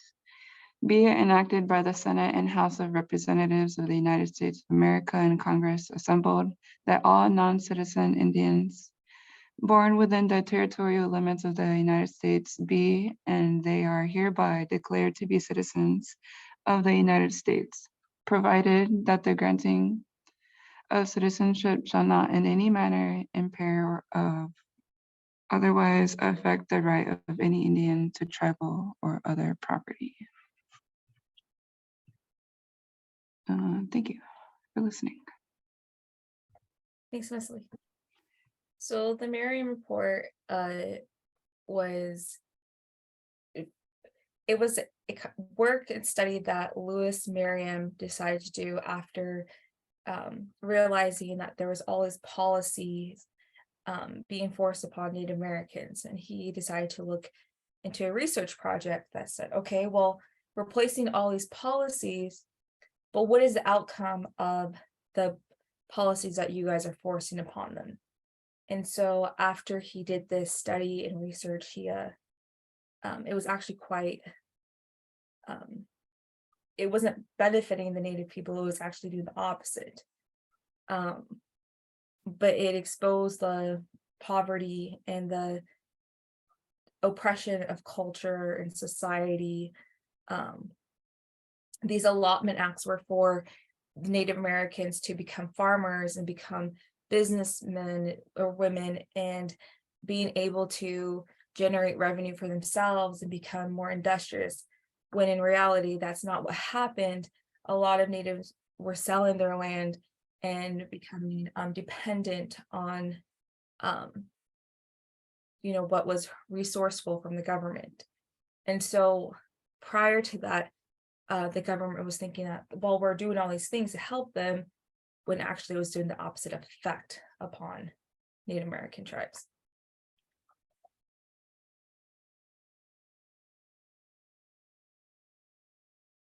And this was Deandra.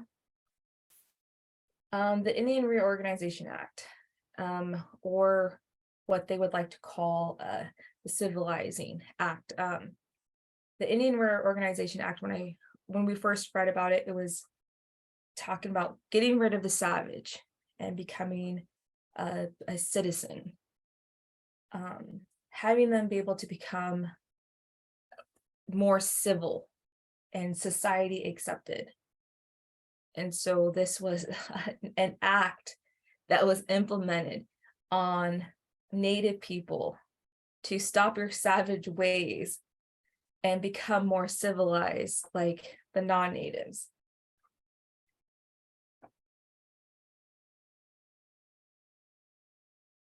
And so Public Law 83-80, Part 1, it was giving jurisdiction over tribal members in 6 states. Nebraska was one of them. The others was Alaska, California, Minnesota, Oregon, and Wisconsin. What it was allowing was giving state criminal jurisdiction over Indians on reservations and to allow civil litigation that had come under tribal or federal court jurisdiction to be handled by state courts. A lot of jargon. What is civil litigation is civil cases.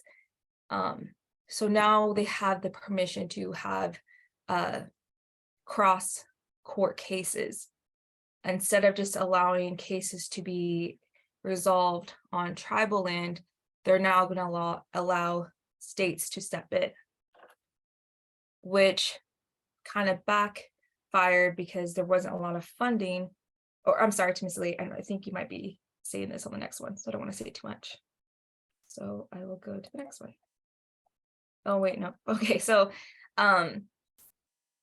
then they decided that it wasn't a good idea to do that because there was a lot of funding for tribal law, crime, and everything that goes into that.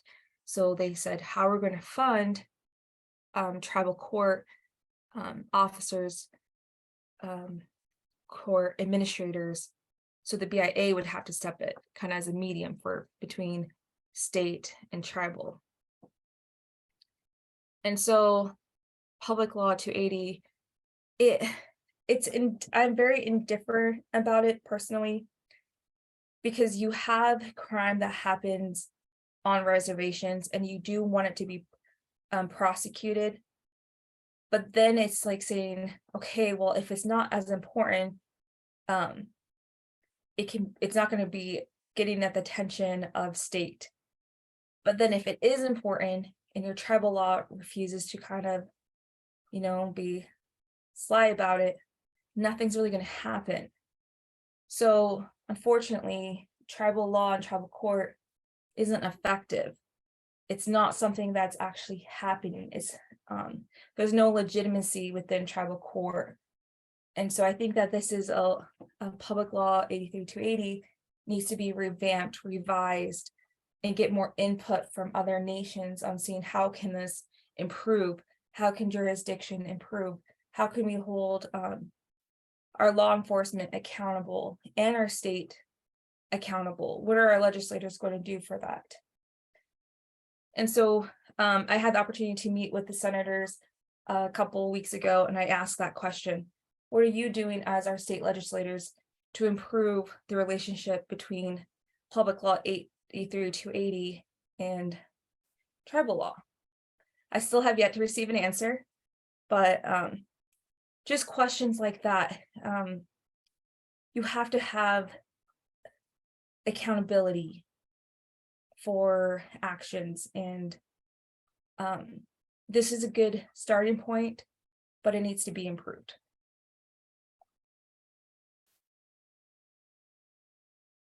Go ahead to Miss Lee. You can read this one.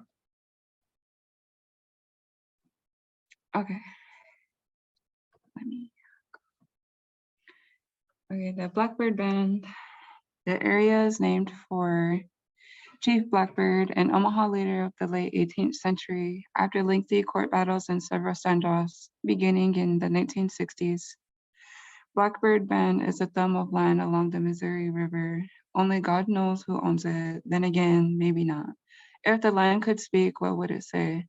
That once it was inhabited by the Omaha Indians, then the Missouri changed course and land that had been west of the river ended up on the eastern bank, several thousand acres gone from the Nebraska Indian Reservation. Sometime early in the 20th century, it came into the hands of white owners in Iowa, tiring of white ownership. However, the Indians decided to reclaim the land in 1973. Then the lawsuits began, a decade and a half of court appearances, motions, briefs, trial, and appeal. And still the most difficult question you can ask anyone along this brief stretch of Missouri Valley is only 4 words long. Who owns Blackbird Band? What I mean by this phrase is very simply a society that organizes its relations with the world, the natural world in particular, around the concept of ownership. Such a culture is so dedicated to control, so obsessed with possession that it is willing to deny the complexities of nature to satisfy its craving to own.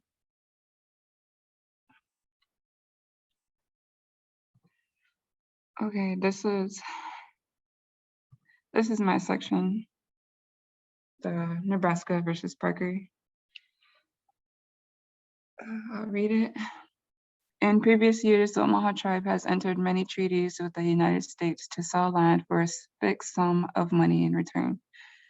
Up until 1872, the tribe sought to sell more land, and Congress authorized the Secretary of the Interior to survey and sell tracts of the reservation land to settlers. In 1882, Congress passed an act. The 1882 Act between the United States and the Omaha tribe did not diminish reservation land, and tribal ordinances applied to the land that is referred to in the act. With the Secretary of the Interior still having authorization, 160 acres of reservation land was sold to a settler named W.E. Peebles. Sorry, excuse me, I can't say it. Who purchased the land under the terms of the 1882 Act and established the village of Pender. In 2006, the Omaha tribe amended its beverage control ordinance and sought to subject Pender and its retailers to the amended ordinance. Pender and its retailers brought suit against the tribe in federal district court to challenge the ordinance. Nebraska intervened on Pender's behalf, while the United States federal government intervened on the Omaha tribe's behalf. Eventually, the case was taken to the Supreme Court. In Supreme Court, Pender alleged that they were not within the boundaries of the reservation or in Indian country, and therefore could not subject to the ordinance.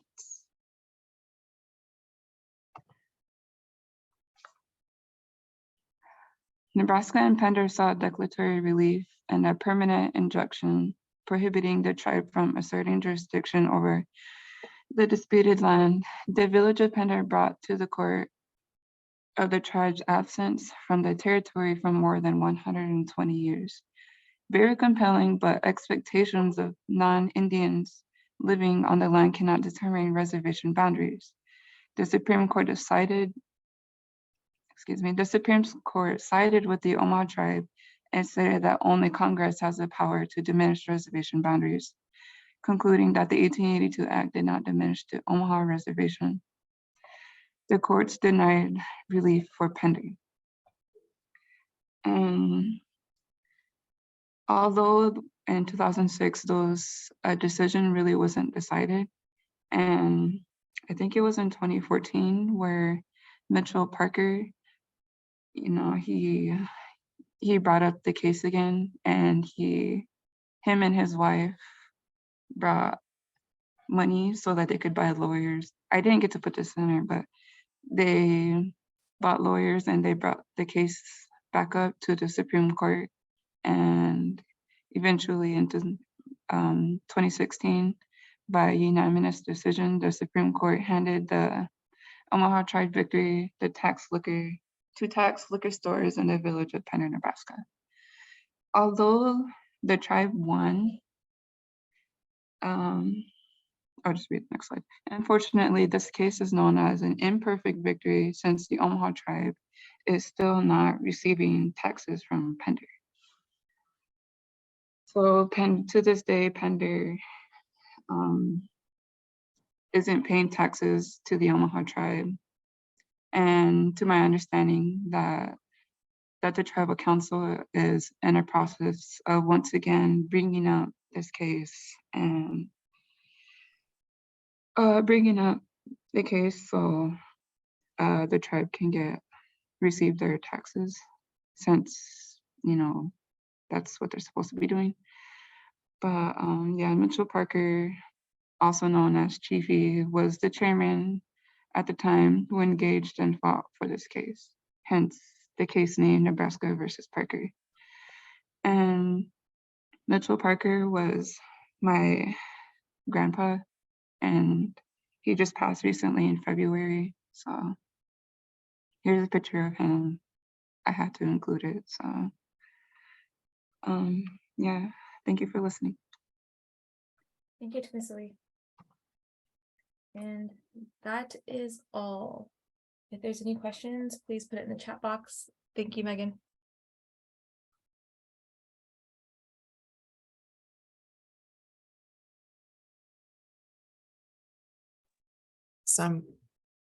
Thank you guys so much for sharing.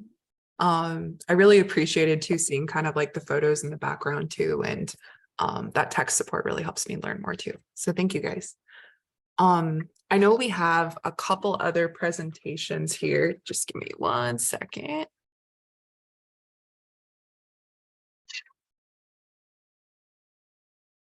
All right. So a few others that I can see, and I want to check to see who we still all have here. Do we still have Paul, Alicia, or Karen? Okay, I think they may have had to jump off. And then how about Cree, Angel, or Karen? Okay. So then for today, our final presentation will be American Indian business leaders. And I know Steve had to drop off, or excuse me, had to hop off earlier. So Kat, if you want to share some of this good info with us, and then if Nick is here, he can as well. But yeah, whenever you're ready.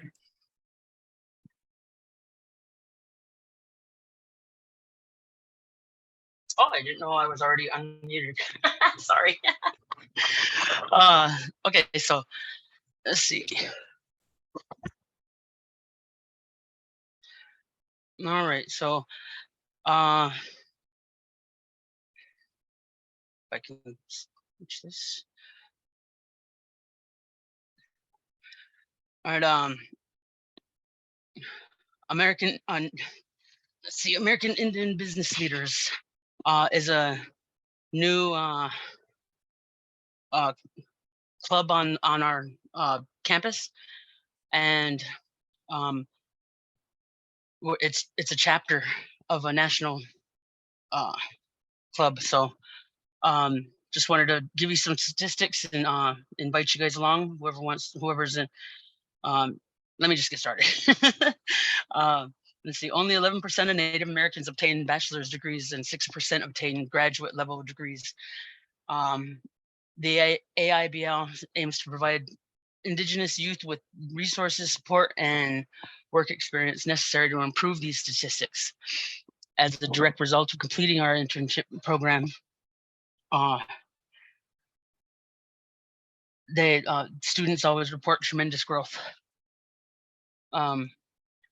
The AIBL is the only American Indigenous.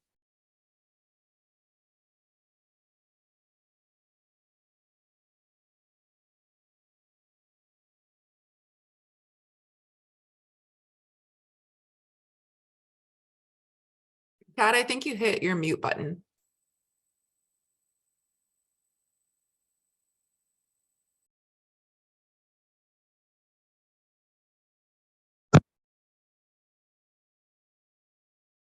Can you hear me now?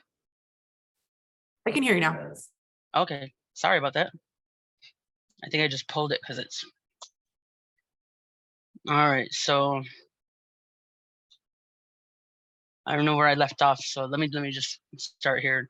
The AIBL is the only American Indigenous, Native American Indigenous nonprofit organization solely dedicated to empowering business students in the United States. Our programs are designed to engage students in activities and stimulate, enhance, and expand educational experiences beyond traditional academic methods. AIBL members become part of a broad network of Indigenous students and professionals. Members gain peer support groups, networking, chapter activities, and participation in national conferences. As a member, you receive academic, social, and emotional support, gaining leadership experiences along the way. So the AIB mission strives to increase the representation of American Indians and Alaska Natives in business and entrepreneurial ventures through education and leadership development opportunities. Through that, survey findings from these findings are COVID situation, but the survey findings from our 2018 and 2019 Indigenous scholars showed 100% of our students reported that their internship experience helped them to competently determine their desired career paths. Of these students, 76% determined that they wanted to pursue the same exact field in which they completed their internship. So there's a lot of opportunities to grow and see where you want to take your education. And with that, all the students here on NICC are encouraged to participate regardless of race, academic major, or career objectives. There is something for everyone who wants to join, and we'd like to see you all join who want to come in. You don't have to be a business. You do not have to be a business degree seeking student. And just a side note and everything, that they do, resume writing tips, preparing for interviews, and in the next year we'll be doing fundraising to go to they have a conference every year, like similar to AHEC, I assume. And this year it was in Las Vegas, and they've been in like other places like Santa Fe, New Mexico, and all that. So we just wanted to make sure and invite everybody along. We have Nicholas Tyndall, who's our president. Myself, I'm the vice president, and then we have a few other students in there. And we'd just like to get started and everything. Would invite you all to join. Thank you. Awesome. And thank you for sharing, Kat. And if you guys have questions, feel free to put them in the chat here for Kat. Or also about, steps to join too, as you could also reach out to Steve Palmer, our business division head as well. So I know that there's just been such a really beautiful variety of information shared today, and a lot of good information for us to come back to and utilize at different points in our courses. Just learning from each other's experiences is such an impactful part of what makes NICC a really, really beautiful place to learn. So I wanted to take a second too. I know we've had some folks kind of have to take off or whatnot, but for those who are still here, if you can give a holler to our student presenters for doing an incredible job, and especially just being willing to be here, and on top of that, having these top-notch presentations. So please feel free to unmute your mics, give a little thanks, throw some emojis up, all that good stuff. And then, of course, too, if you are willing to share your feedback, you will see a link to the right-hand side. And this just helps us make these presentations, more according to what's working well, what we can improve on, and of course, like how you will be utilizing this information too. So please take a look at that survey and give some shout outs. And of course, don't be shy about following up or saying hey to these presenters too. So but yeah, if anyone wants to stick around and ask a few questions, for whoever wants to stick around, please feel free. And otherwise, thank you very much, everyone, and have a beautiful weekend, and congrats on the end of the semester. So thank you very much, everybody. Thank you, everybody.